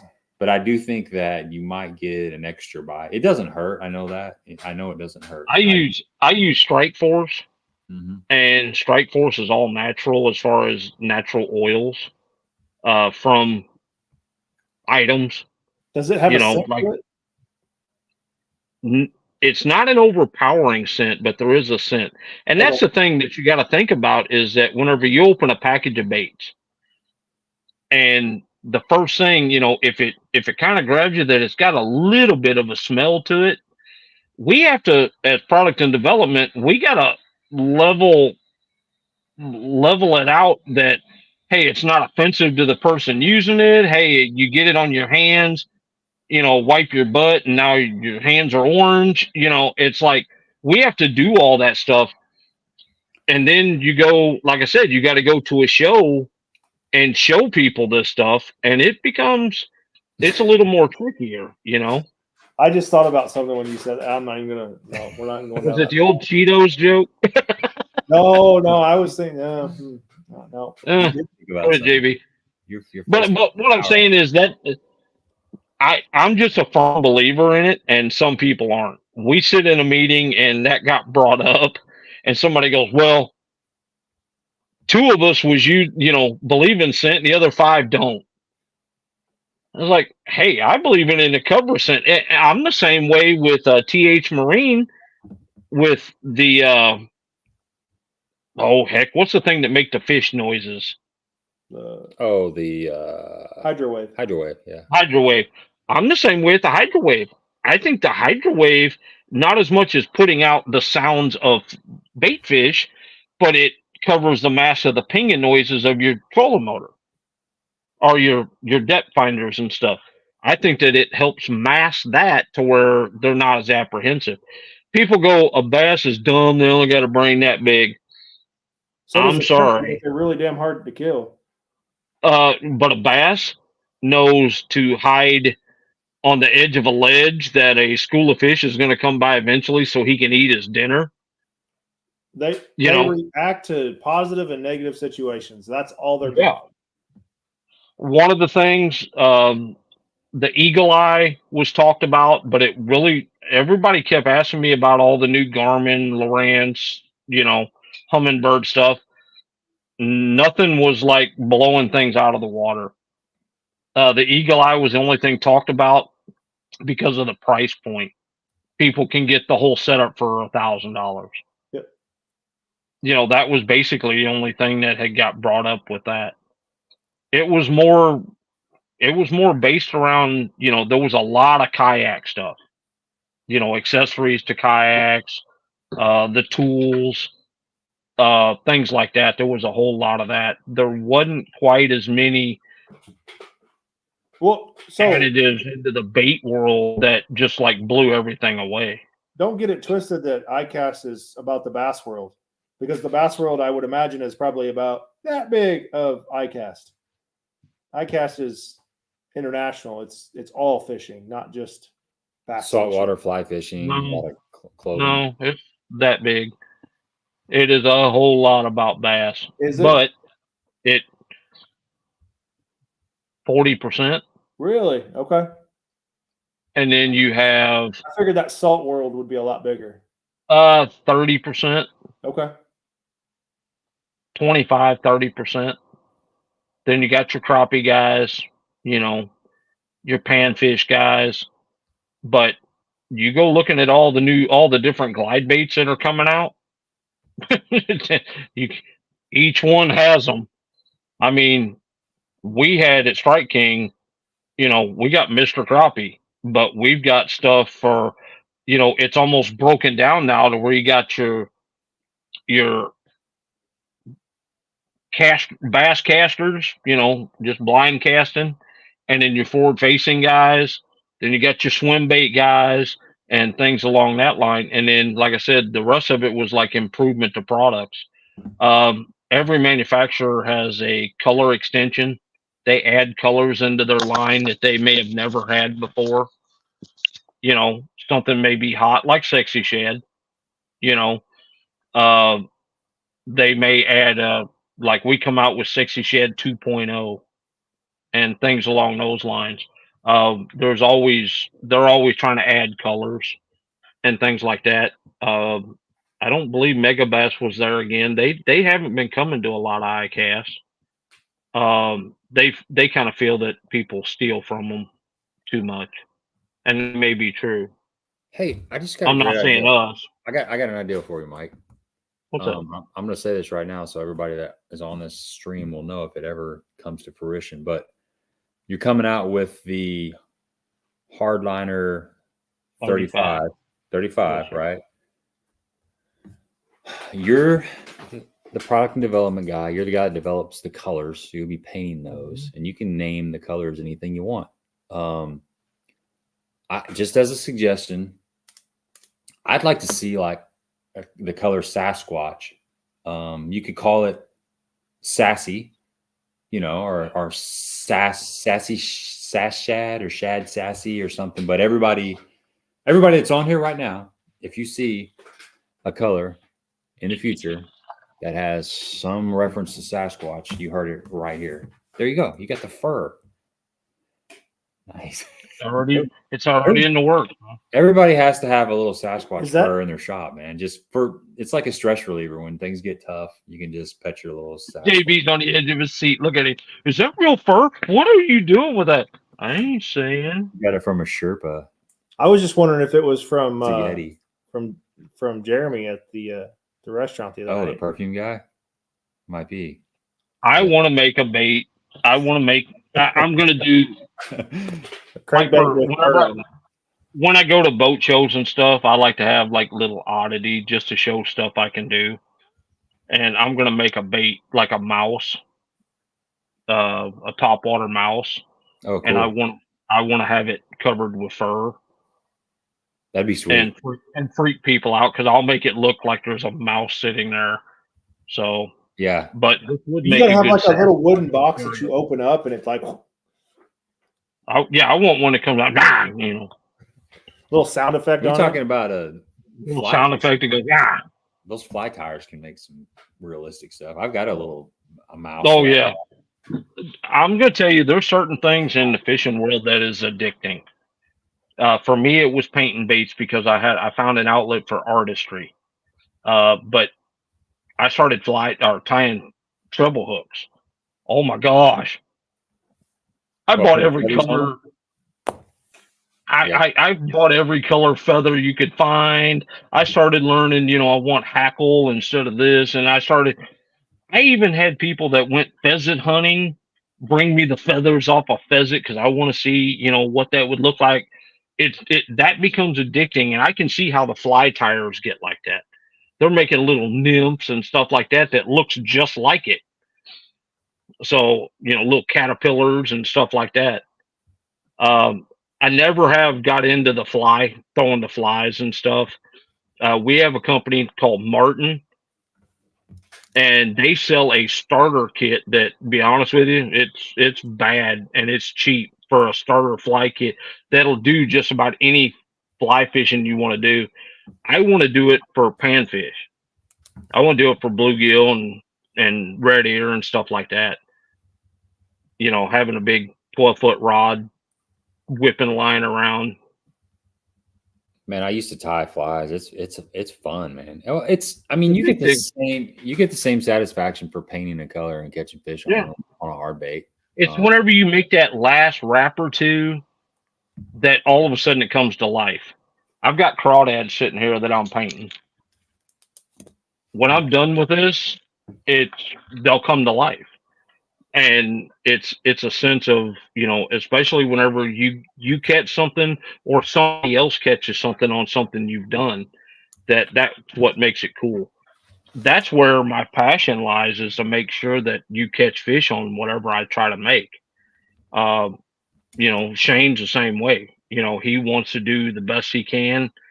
Todd Castledine, he's the same way.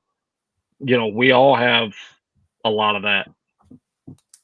So it's trying to do the best that you can with what and we also have to consistently keep filling our, like you said a while ago, we got to fill our gaps that we don't have, that, and there's trends. Trying to be out in front of a trend is the hardest thing I can possibly imagine. No. We got a winner. Josh Stroop. Congratulations.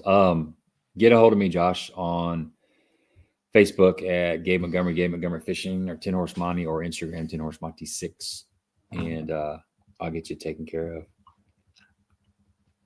Stephanie on Price is Right. Yeah.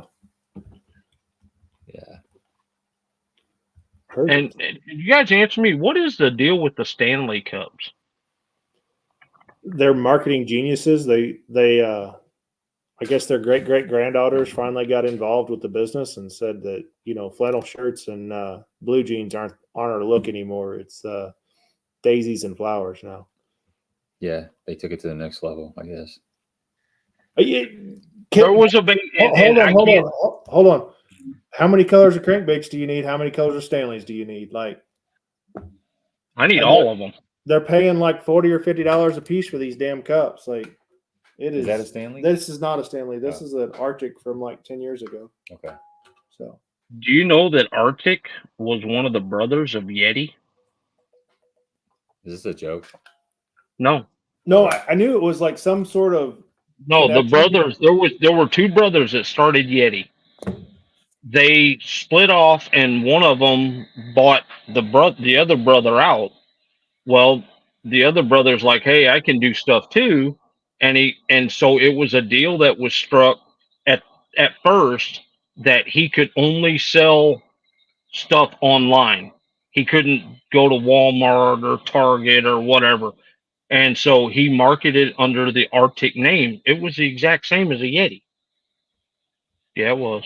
No, I'm answering a question that popped up. It's like, Yeti, can we start guessing? Oh, I said, no, I don't want to go cross-eyed again looking through all the numbers.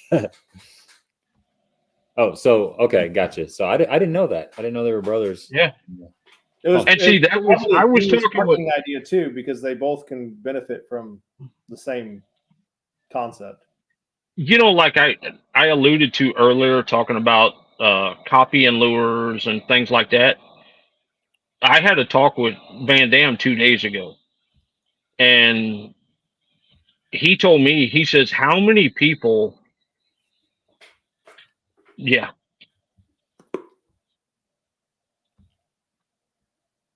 No, not fly fishing. It's a lot of work, man. I ain't answering you, Bob. Yeah, that's too much.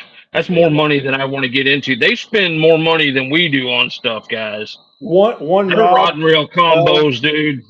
$1,200 for a rod, not including the $700 reel that is 1 gear ratio. Yeah, that's what I'm saying. Now you done lost me, Bob. Thanks. You got sidetracked. I don't remember what you're talking about. What were you talking about? I don't either. About Yetis and Arctic and. 2 days ago I was talking to Van Dam, and we were talking about my epiphany about having all these rod companies there around us. And he said, yeah. He goes, what about Yeti coolers, roto molded coolers? He goes, Yeti come out with them and won best to show and this, that, and the other. And next thing you know, all these manufacturers are buying these roto made coolers just like a Yeti. And they're coming out with their own brands. Hold on. Yeti made a bucket that won best to show, for goodness sake. I know, I was there. That was sad. I cried a little bit. Yeah. A bucket. Yeah, I cried just a little bit. I was there at that show. I can find one on the side of the highway that'll do the same damn thing. I'm telling you right now. That's a little sus. But in all sincerity, though, think about it. Now you've got, coolers that you can buy for $120 that, they'll keep ice damn near as long. Right. Oh, absolutely. So, but that's what I'm getting at about these people that want to go on there and say, oh, that's a copy or that's a this or that. I want people to actually educate themselves and say, okay, what's different about it? I got asked the question about the chick magnet versus the hardliner. I can't tell you how many times. And I'm like, guys, this is a cold water crankbait. It was designed for that. Yes, it can be used all year long, but this has all the characteristics you need in cold water for a crankbait. Where the chick magnet didn't, it has a wider berth, and people did not like the wider berth. Some people absolutely love the bait. Some people hate it. The forward-facing sonar guys, they like a chick magnet because the wider berth, they say, shows up better on their forward-facing sonar.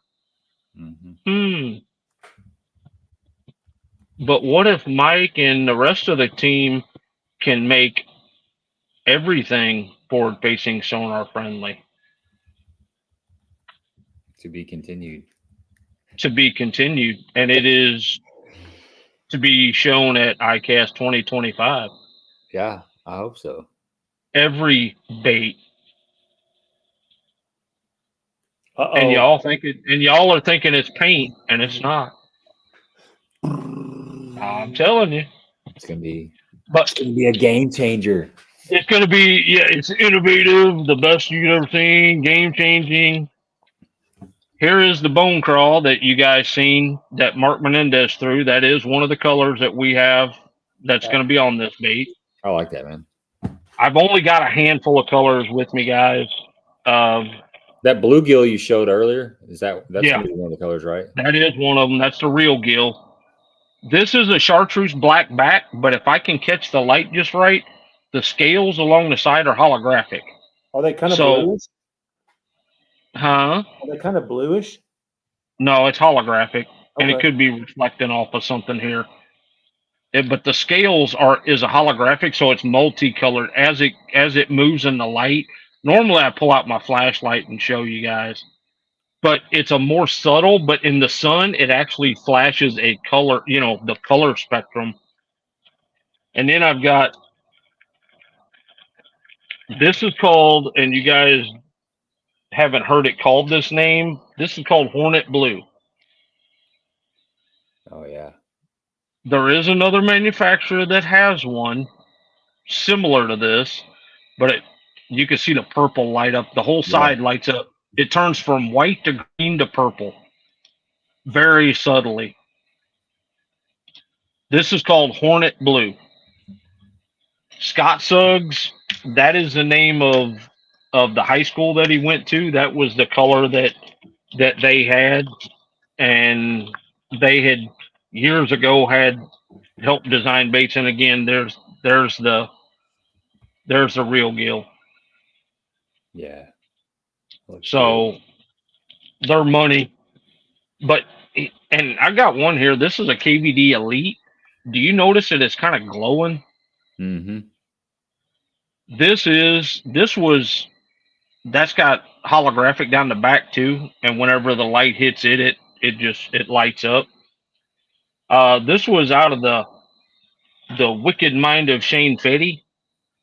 He started describing a color to me and told me I had sent him a color, and he wanted to see a color like it, and so I designed that for him. You know, let him have his input on it, and it's probably going to be one of the fish catchingest baits that you can get, because when the sun and the light hits it, it glows. If you got any kind of stain in the water, I mean just even a little, and if the sun can get to it, that thing just lights it up all the way around. It's like it's got a glowing effect. And that's going to be on the Hardliner as well. That one's called Slick. Slick. Nice. Slick. Yeah. And on this bait, whenever the videos that you see like on my Instagram and stuff, Shane set the rod down and he had the summer crawl. Mm-hmm. When you see Van talking about his elite colors and he's throwing a yellowish colored bait, that's summer crawl. That thing is a monster. I picked that to be in the best of show showcase. He laid it down next to the boat and he picked up his camera. When he did, a spotted bass all but come out of the water trying to get to it. Every time we've tested it, even whenever it was this color, black, it caught a 3-pounder. I got pictures of Menendez holding up one when it was done in the white. These are all stages. We got wood as our first stage, second stage, third stage, and then the final stage. You know, the final bait made out of ABS and whatnot. Each stage has caught fish. It's the action of that bait is money. You know, so it's an interesting ordeal. Yeah, same here. October, you said, right? Roughly? No, Gabe, you're going to see them beforehand because you're going to come over and we're going to jump in the Christmas Tree Ranger and take them out on the lake. Let's do it. And I want you to see what money looks like. Let's do it. Definitely. I want you to win your next BFL on it. I'd love to, man. I'd love to win that super tournament. It's in August. I got to get down there then. It's only like a month away. The boat, I got 4 brand new Optima batteries sitting on the porch ready to drop in. That's all I need. I got my computer fixed and I'm good to go. Hey, I need to ask a favor of everybody that's watching out here. After this stream is over, we're going to have to wrap it up really soon. Do me a favor. This is a huge favor. Just go to the video and in the comment section of the live stream, just leave a short comment. You know, enjoyed the stream. Can't wait to get the Hardliner 57 in my hands. Whatever, liked it, didn't like it. I talk too much. Whatever, but just leave some kind of comment if you guys don't mind, because that will help. That helps the algorithm of YouTube, and it helps push the video a little more after it's all said and done. And it's just, you know, it's just a small thing to do that can really pay big dividends for me, just promoting the channel. I'd really appreciate it if you guys would do that. Just take 20 seconds of your time and just type whatever's on your mind after this stream is over. And we do got to wrap this up. It's been 2.5 hours of good stuff. I'm excited, Mike. I really am. I know we talk quite often, and we've had conversations about the 57 before, you know, it was even actually named the Hardliner. And I know you've been putting in a lot of time. This has been hush hush for quite some time. So it's cool to actually see it come to light, to actually, you know, take it. This is my first true bait that I laid the groundwork for the bait coming out. That's why I was so excited about it. It was designed right here in Benton, Kentucky. Yeah. And That in Tulsa, Oklahoma. It's made by our plant that we own out of Costa Rica. I mean, this is something that heart and soul went into it. Van Dam had it in his hands for 40 minutes and called me and said, I want the mold made now. And like I said, at the end of his video, he said, this is the best flat side I've ever thrown. That says a lot, because I have a bag full of East Tennessee balsas that he sent me that I used to get to see what made them special and to use them. And none of them had this shape. I came up with the shape based upon the gazillions of different shapes. A lot of people that want to say things, and I do get very passionate about, you know, saying it's not a copy. Remember, guys, 15, 16 years ago, Strike King had baits called the Custom Shop. They had a shape that was similar to this. That was way before the Hawgz Garage. And I'm not saying nothing bad about Hawgz Garage. It's a wooden bait. It has different characteristics. But the guys that look at it go, oh, it's got the same profile. No, when you lay them down, they're different, because I got to do this one time.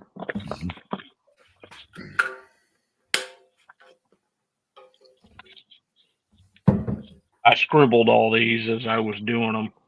I mean, we're talking, I made handmade drawings of these things because I draw bill angles, all of this, what I wanted. I have, this is the line tie.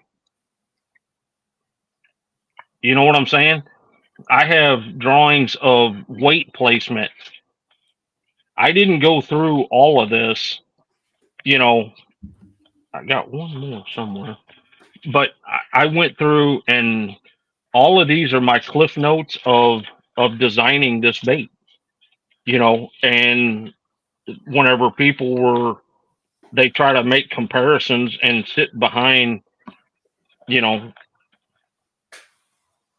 there's one of the prototypes, you know, and they make comparisons to baits. At least I can sit back and say, hey, I got proof. I did this one on my own, you know, and I made it do exactly what Kevin Van Dam wanted it to do, you know, and what I wanted it to do, and what Mark Menendez wanted it to do. I had to make a change to it after my initial design. When you throw it out and it's sitting on top of the water, and it does. And JB, to answer your question, which you asked forever ago, do you see how I got it sitting with the tail like that? Yep. That's how it sits in the water, just sitting. It's in the dive position. That's why this thing will get, you know, 5 to 7 foot with that small a bill. I mean, we're talking, it's the size of my fingernail with that small a bill to hit 7, 8 foot. I don't like dropping the 8 foot, but I can tell you, if you go under 14-pound test and maybe down to 10, you can get pretty close to 8 foot with this bait. Wow. Because it's sitting in the dive position as it sets up. So it dives hard and fast. Hear the knocker? It's got a 1 knocker in it that just tick, tick, tick, tick. Yeah, it dives hard and fast, but I had to tweak it a little, because and I've got videos of it, Menendez threw it up next to the grass and he twitched it. He went boom, boom. The problem was it never twitched. It went whoop and dove down about a foot. Anytime he twitched it, it kept diving. 3 turns of a 6.5 to 1 reel, it was 4 foot deep. 3 turns. That's how fast it was diving. He goes, Mike, the only thing that I'd like for it to do, he goes, see this? And we took a little Petey. All right. And he goes, watch this. He threw it up next to the grass and he twitched it, and the bait kind of twitched. He was working it. You know what I'm saying? So I got this to where you can throw it up next to the grass, and I had to change thing, and you twitch it and the bait will twitch a little bit. Then as soon as you start cranking it, she starts diving. It's got a little wider wobble, and I'm exaggerating this hard, guys. It's got a little wider wobble when you're reeling it slow. And then as you reel it faster, she tightens right up, like a cold water balsa style crankbait's supposed to. It's something. It's our entry into the flat side world, and it's tagged all the bullet points. That's made it something, something special, that it's not a knockoff of anything. So, and the last thing I will say is the bills. There's another manufacturer that has a flat side that the bills break a whole lot. This, being a circuit board, is tougher and will bounce off the rocks. You can almost just like grind this thing down on the rocks. But this it's designed that it has a snap that locks it in the perfect position every time, and it's glued. I didn't just stick with the snap in. Me and Shane agreed. I mean, as soon as I said it, he goes, "Yep." I said, "Shane, I want this glued too, because other products that are on the market, the bills come out or they break." I said, "I want our bill to be solid," and that was what we put into it. So, well, I'm sure sorry I'm long-winded. No, it's good, been man. great. It's a lot of information. I'm sure I'm excited to see how it goes over, and I'll definitely have some in my hands before long. Yes, you will. Look forward to it. You know where I'm at. All right, man. I'm in the big cave back behind my garage. But if you guys, guys, the audience, if you have any questions, feel free, shoot me questions. I'll be happy to answer. Yeah, and hit me up too. I mean, if you do have questions, hit Gabe up. Post it on here. Yeah. Post it on here. I'll come back and rewatch it and check the comments as well. So if you got any question for me, post it on here and on the video after the show, and I'll be happy to answer what I can. I don't know what size shoe Kevin Van Dam wears, so let's kind of keep it about fishing stuff. What's his perfume of choice? He don't wear perfume. He uses what's the name of that squat? Oh God, we gotta go. All right, we're gonna wrap it up. All right, guys. Thanks for everybody hanging out with us, and we do this every Tuesday night. We'll see you next week.